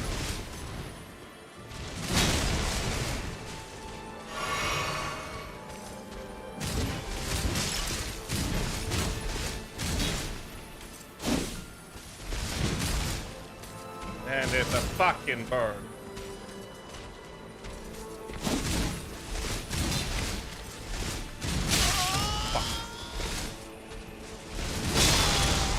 Dude.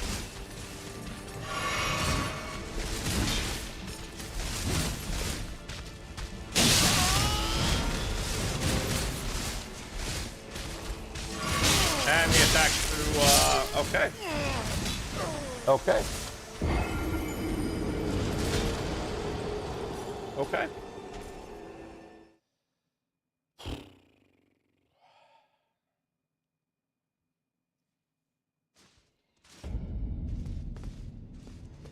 Well, shit.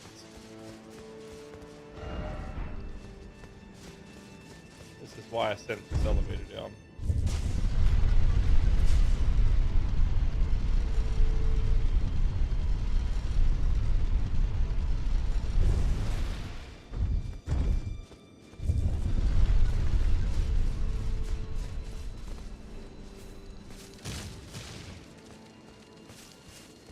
Really? I have to do these again?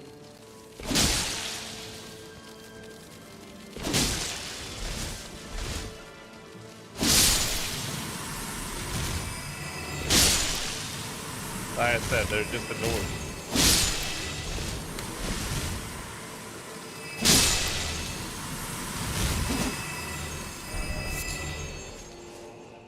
But I jumped down, didn't I? Oh!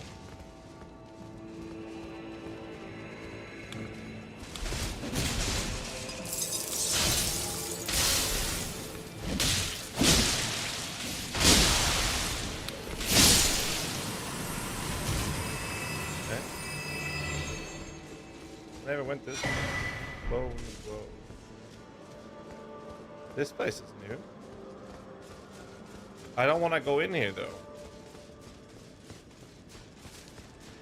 Which way did I go? Did I jump down?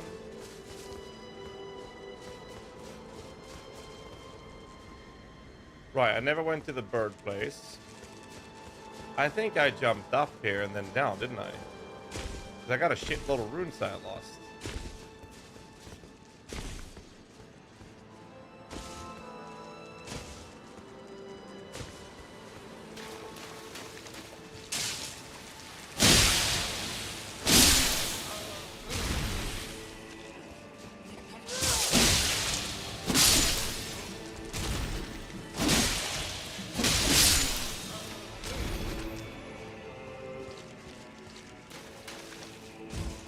At 260,000 runes.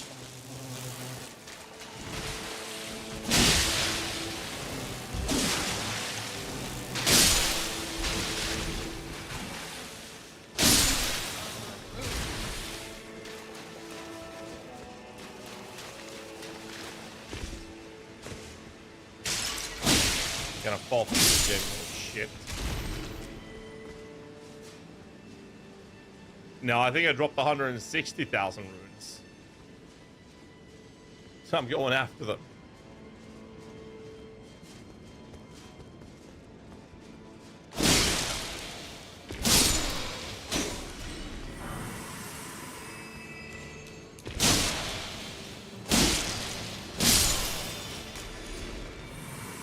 I think we're back on track, right?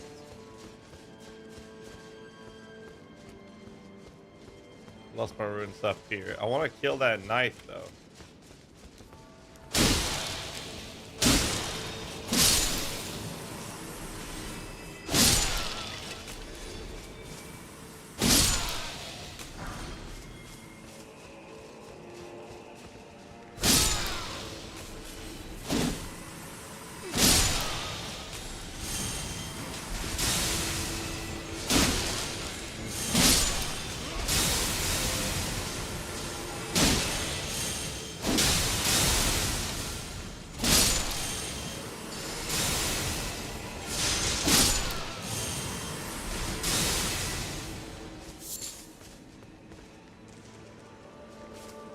My rune? Here. 160k, dude. Is there a grace up here? Oh, no, there's a gap there. That's where I fought the Scorp, right? Doesn't look like I can get up there. No. Okay, so I don't have to go back to that Scorp yet. That's a dead end. I can go up here, but I still gotta check that corner.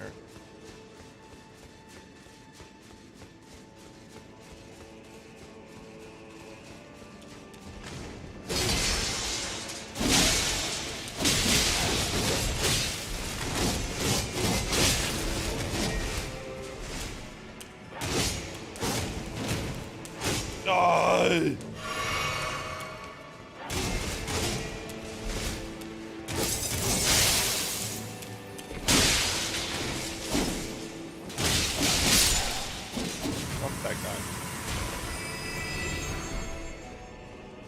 Blade mask.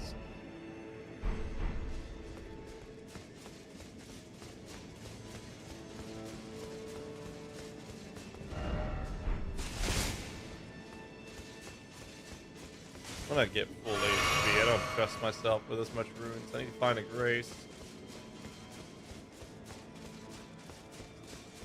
I feel like oh. Okay, so I don't want to continue this place until I've cleared out the other area, though. So we got this. Thank you.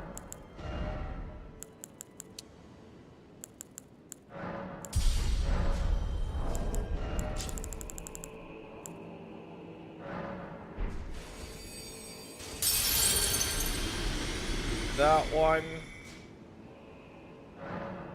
Level up. So I think I'm gonna go 60 vigor after this, and then I go a lot of strength.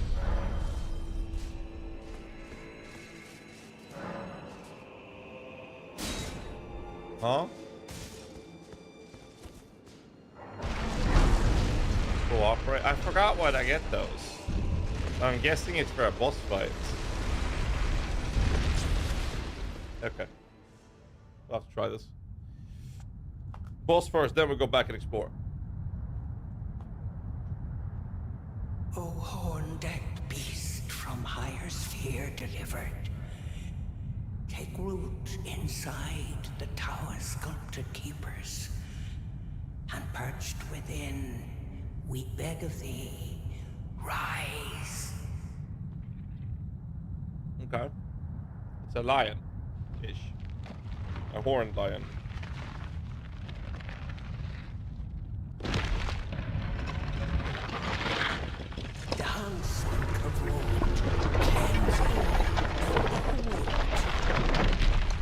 rows of teeth. Alright. Noted. Plague the tower. Humanoid feet. Cleanse away the strumpets. Humanoid hands. And he needs his hands. Oh. What is this thing?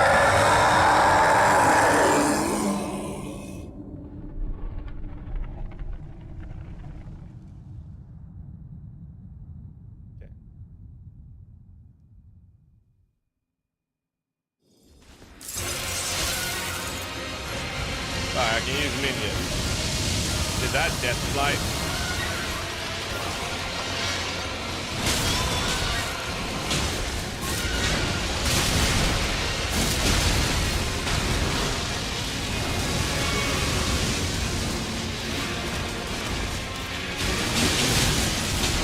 Wait.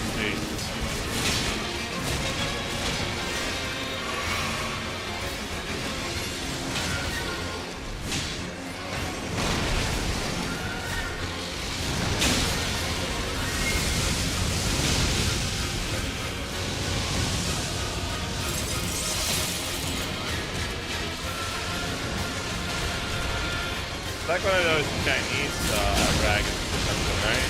That's or whatever the fuck it is.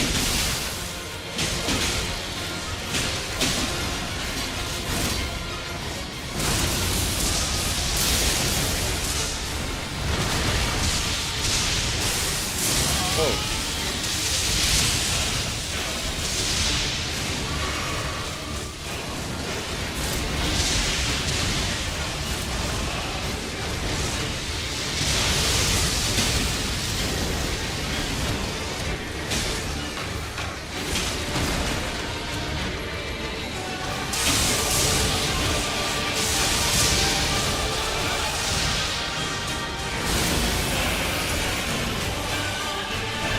Holy shit, the music's so loud.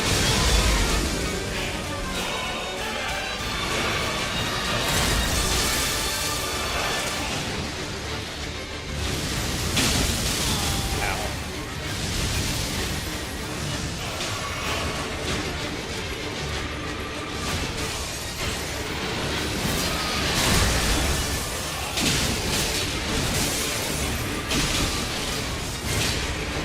Stamina.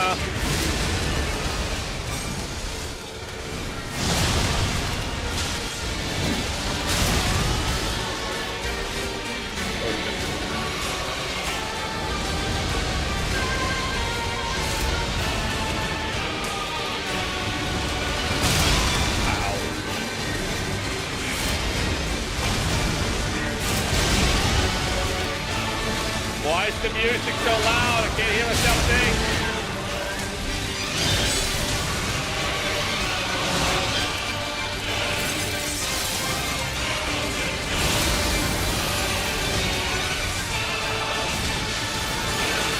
Holy shit!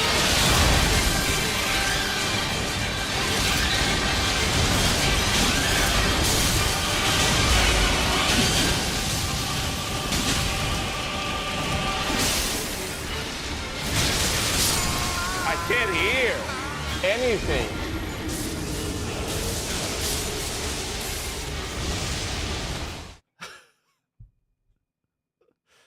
Is it too loud for you guys? I'll kill this guy.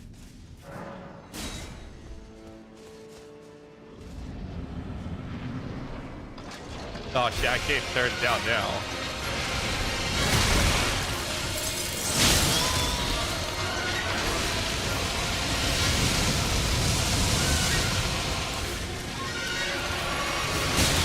Oh, come on, I clicked dodge on that one.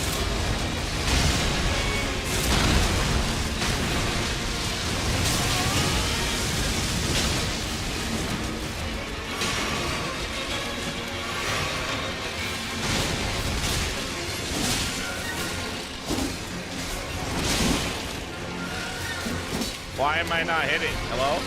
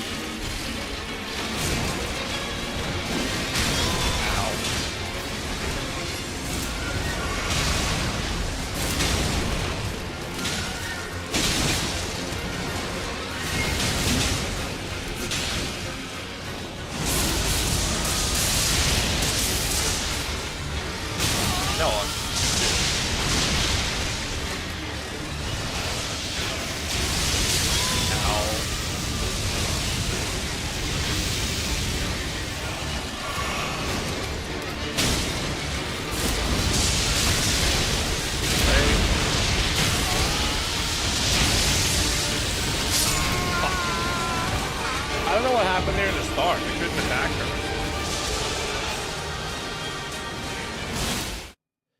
It, him, they, them.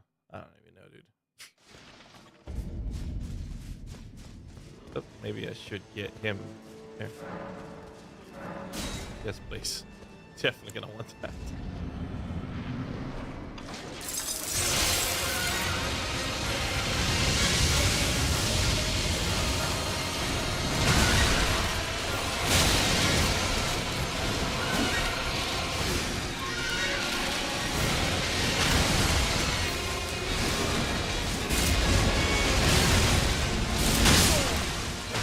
That didn't go so well.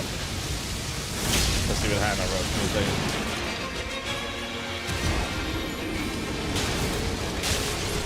Can I get my mouse, please? There. Thank you.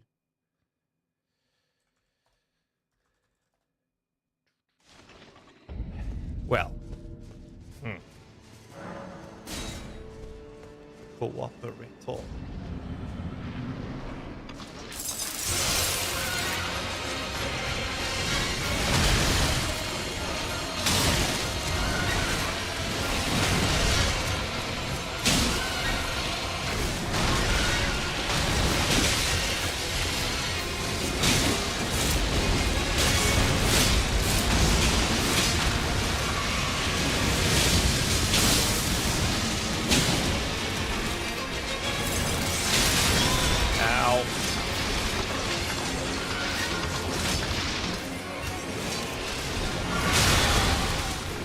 The leg!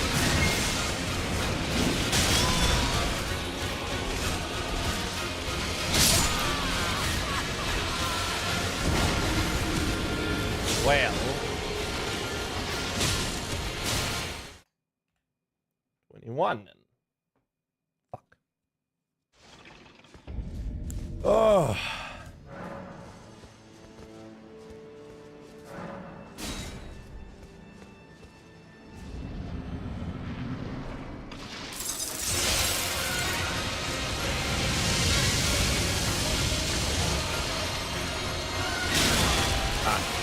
Fucking leg.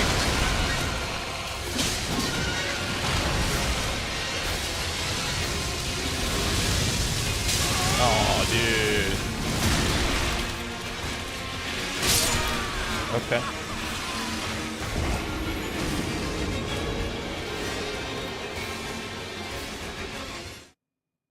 At least it died fast. I lost the runes though. Fuck them.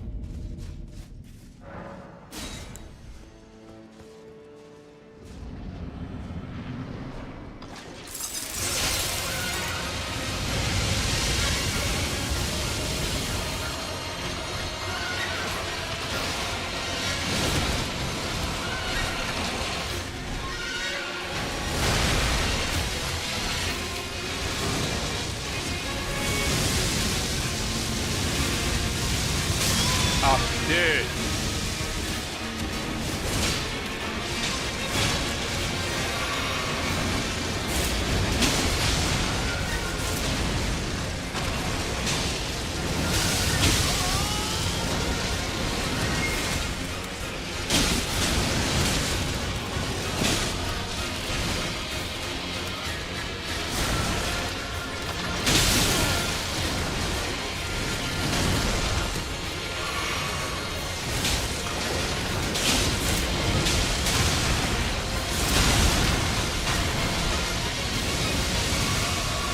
That's gonna hit me.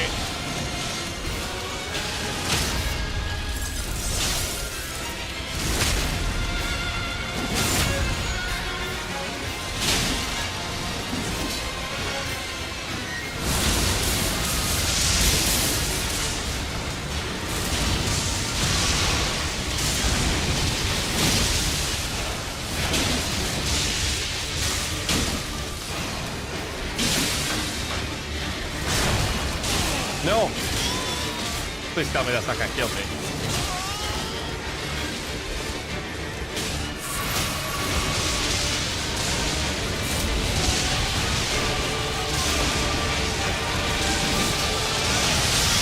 Ow.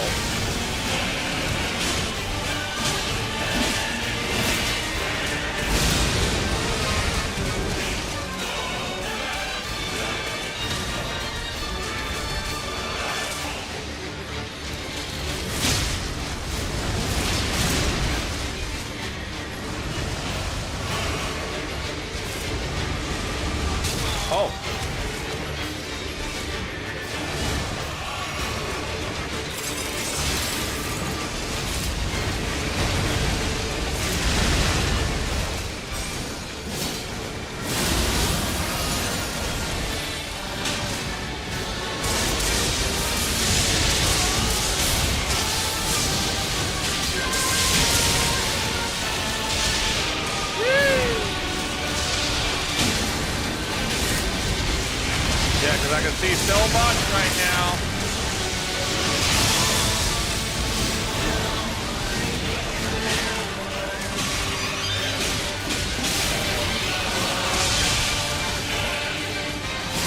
That's my biggest downside complaint with the bigger bosses. That I can't see anything.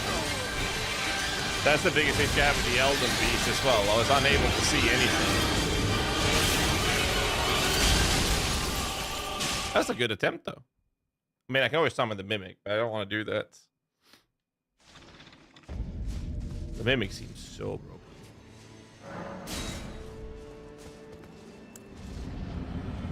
Barely hear you in the fight. Yeah, I might have to lower the sound for this fight or something. I forgot about that.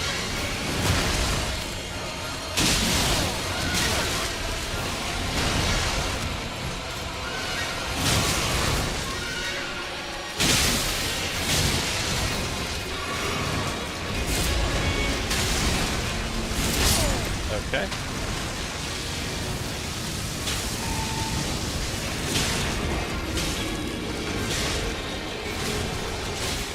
Like, I understand why they don't want to give players like a further zoom out, because then you can see more of what's happening around corners. You can see more of what's happening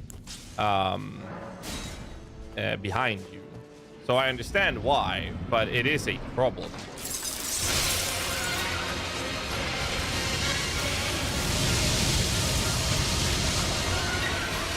Oh. Okay. Okay, that's a really good spot right there. Let's see if we can lower the sound.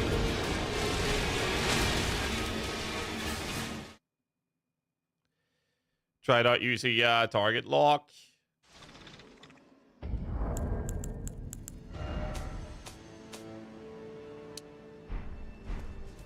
Try.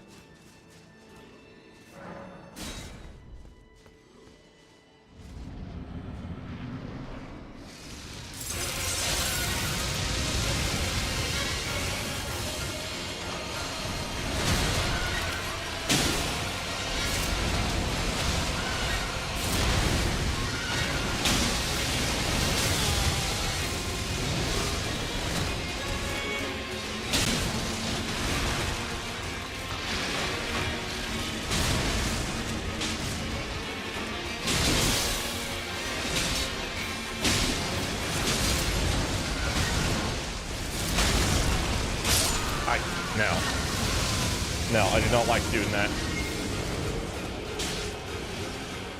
Ugh.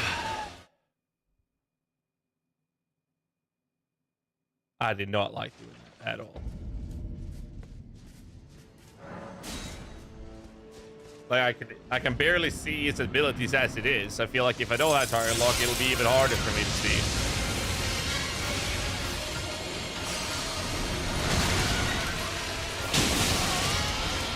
A follow-up attack on that one. Red main.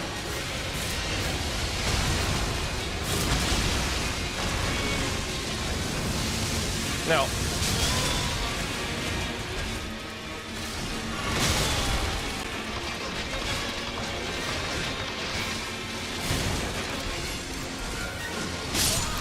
Oh. I think next time I'm gonna wait for the summon to appear before I go in. That seems to help.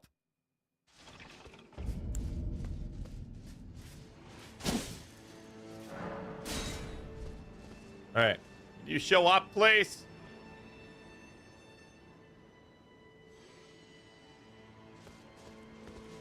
Now we go in. Get the buff up.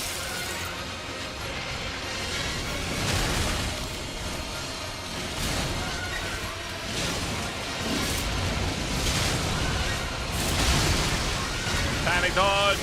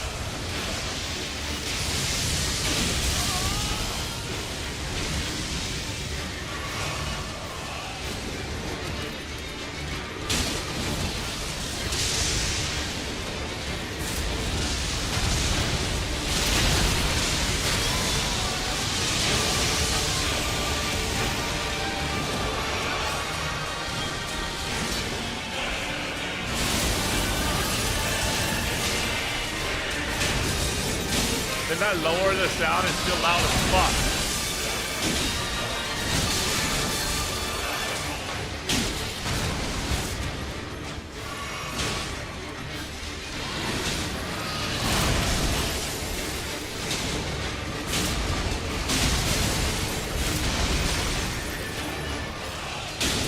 No.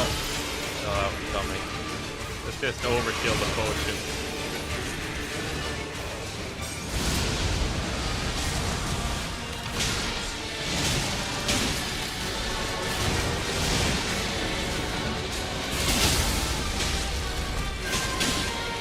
Stamina, stamina, stamina, stamina. Come on!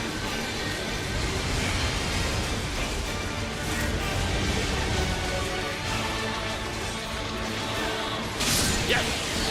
Okay. Oh. Divine Beast Head.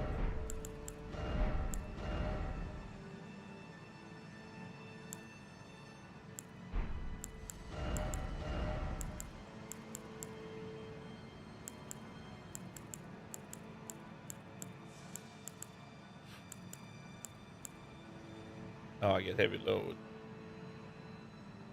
Okay. Not too shabby. Is there anything past that door? Is that even a door? Whew. Okay. No mount. Pretty cool fight though. I just don't like when you can't see anything. So I'm guessing I'm supposed to run down now. There's a doorway there though.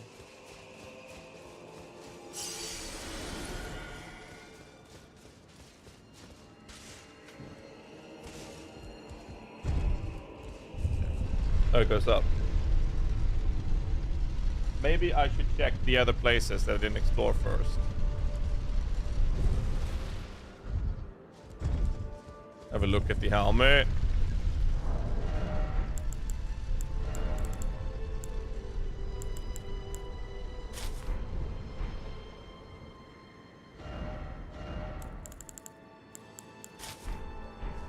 I look cooler with the hat on.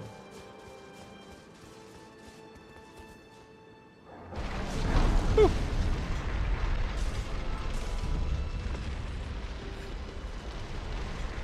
Loot! Okay, so I think I'm gonna go back.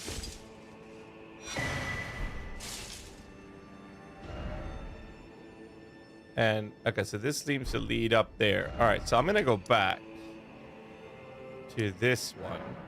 I'm gonna explore the sides here.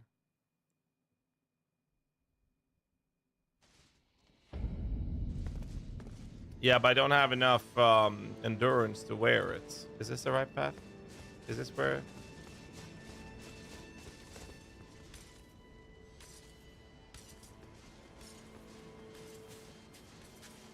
I never walked here, did I?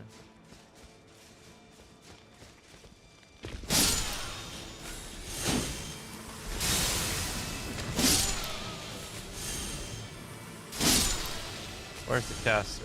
There you are.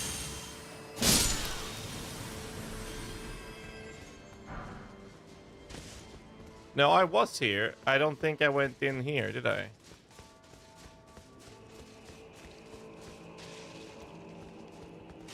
Those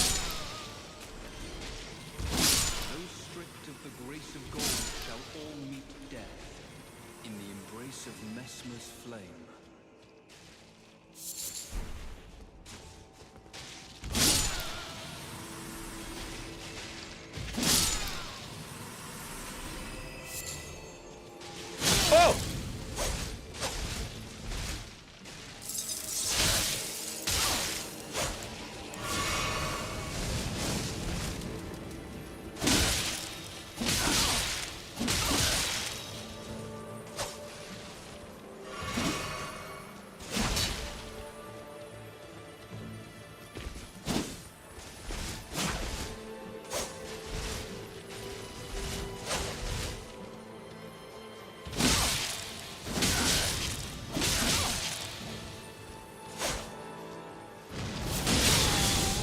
Oh, okay.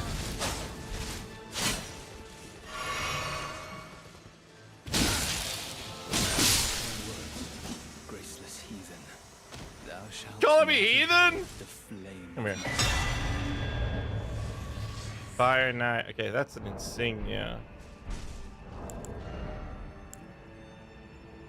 Attack power after defeating an enemy.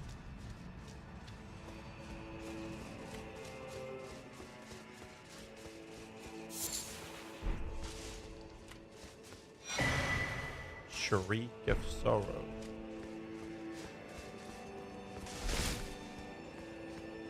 Wait, that's it in this zone?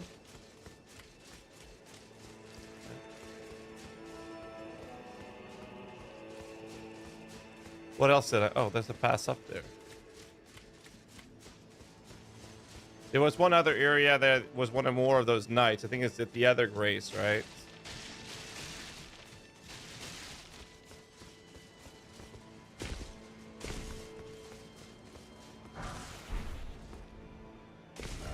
So that must be the stage front? No. What's up, Hog? How you doing, dude?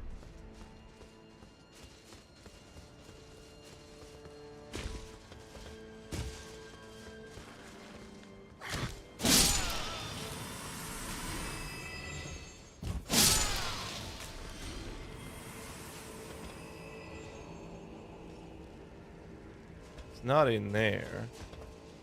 It was up the stairs and there was a turn to the left. But up like a ladder or something, was it not?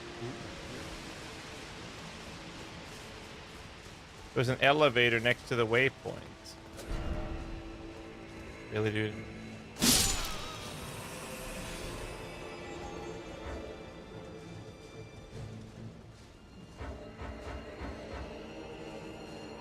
Really? Oh, Jesus Christ, Hannah just scared the crap out of me. It wasn't even Hannah, it was Bunny. How you doing? Fucking I'll scare the shit out of you. Oh, you're barbecuing? Nice. Medium rare.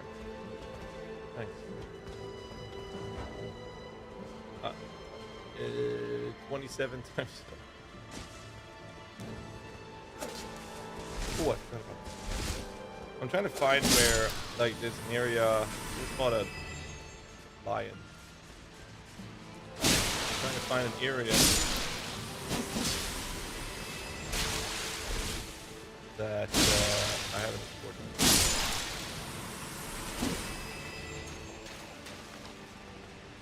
Yeah, I finished the Elden Beast. That is the worst fight I've seen in a very long time.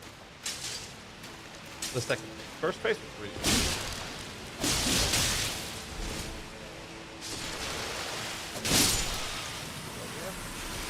No, I haven't gotten it. I got the medallions though, so I'm gonna finish the DLC and go back to it. So for those of you who don't know, boys, this is Bunny, my best friend. Both friends. What? What's the side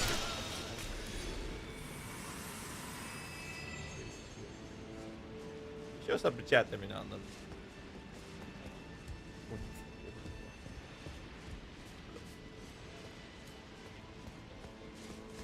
I appreciate it, thanks. Alright, so I haven't done the bird area. Lag again, come on. Where's the fucking elevator? Wait, I do remember the... Okay, so I do remember this. So I gotta check the bird area.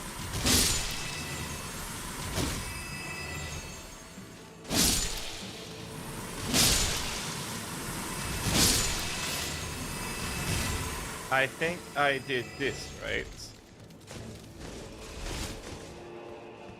Really? You're not dead? You fell down.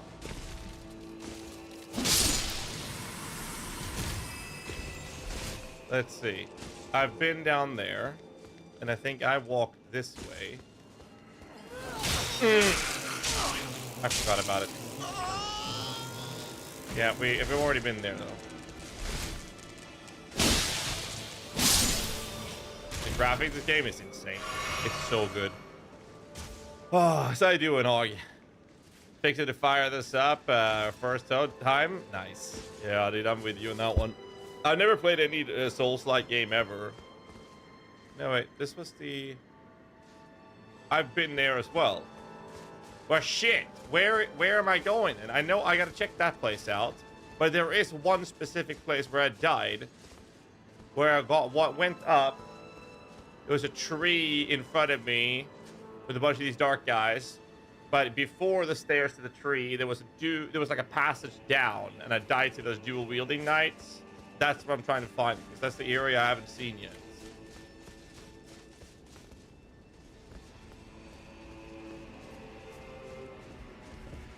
All right, this is where it came from. Is it over here then? No, I think I actually checked this area before when I went here the first time. Didn't I? I did. So there's two areas I gotta check. Let's just start with the birds and try to find the other one.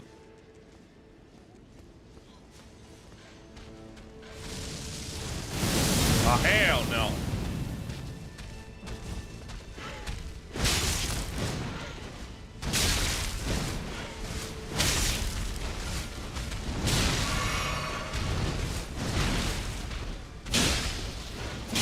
God, I hate fighting birds.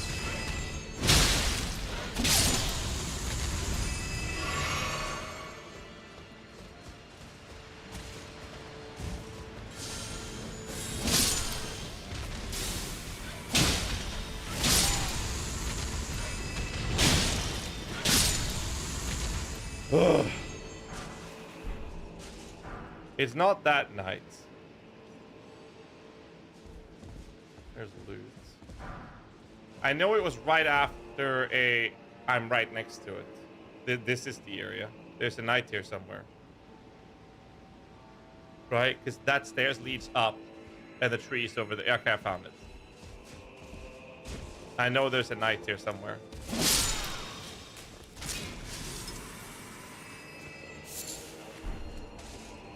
The knight patrols here somewhere. There he is.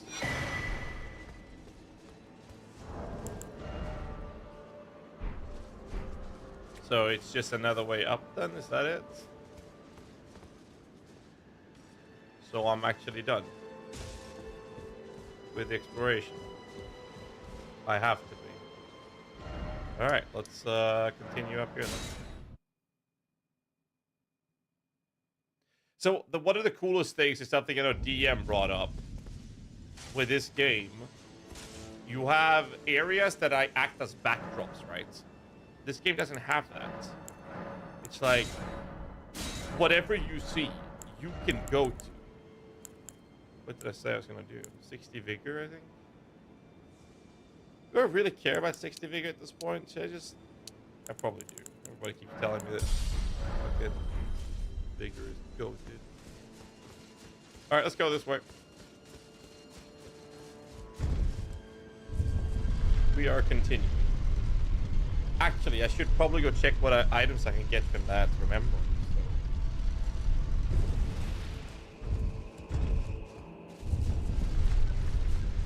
We'll see. But yeah, the graphics are amazing, and I love the fact that whatever you see in the game, you can go to.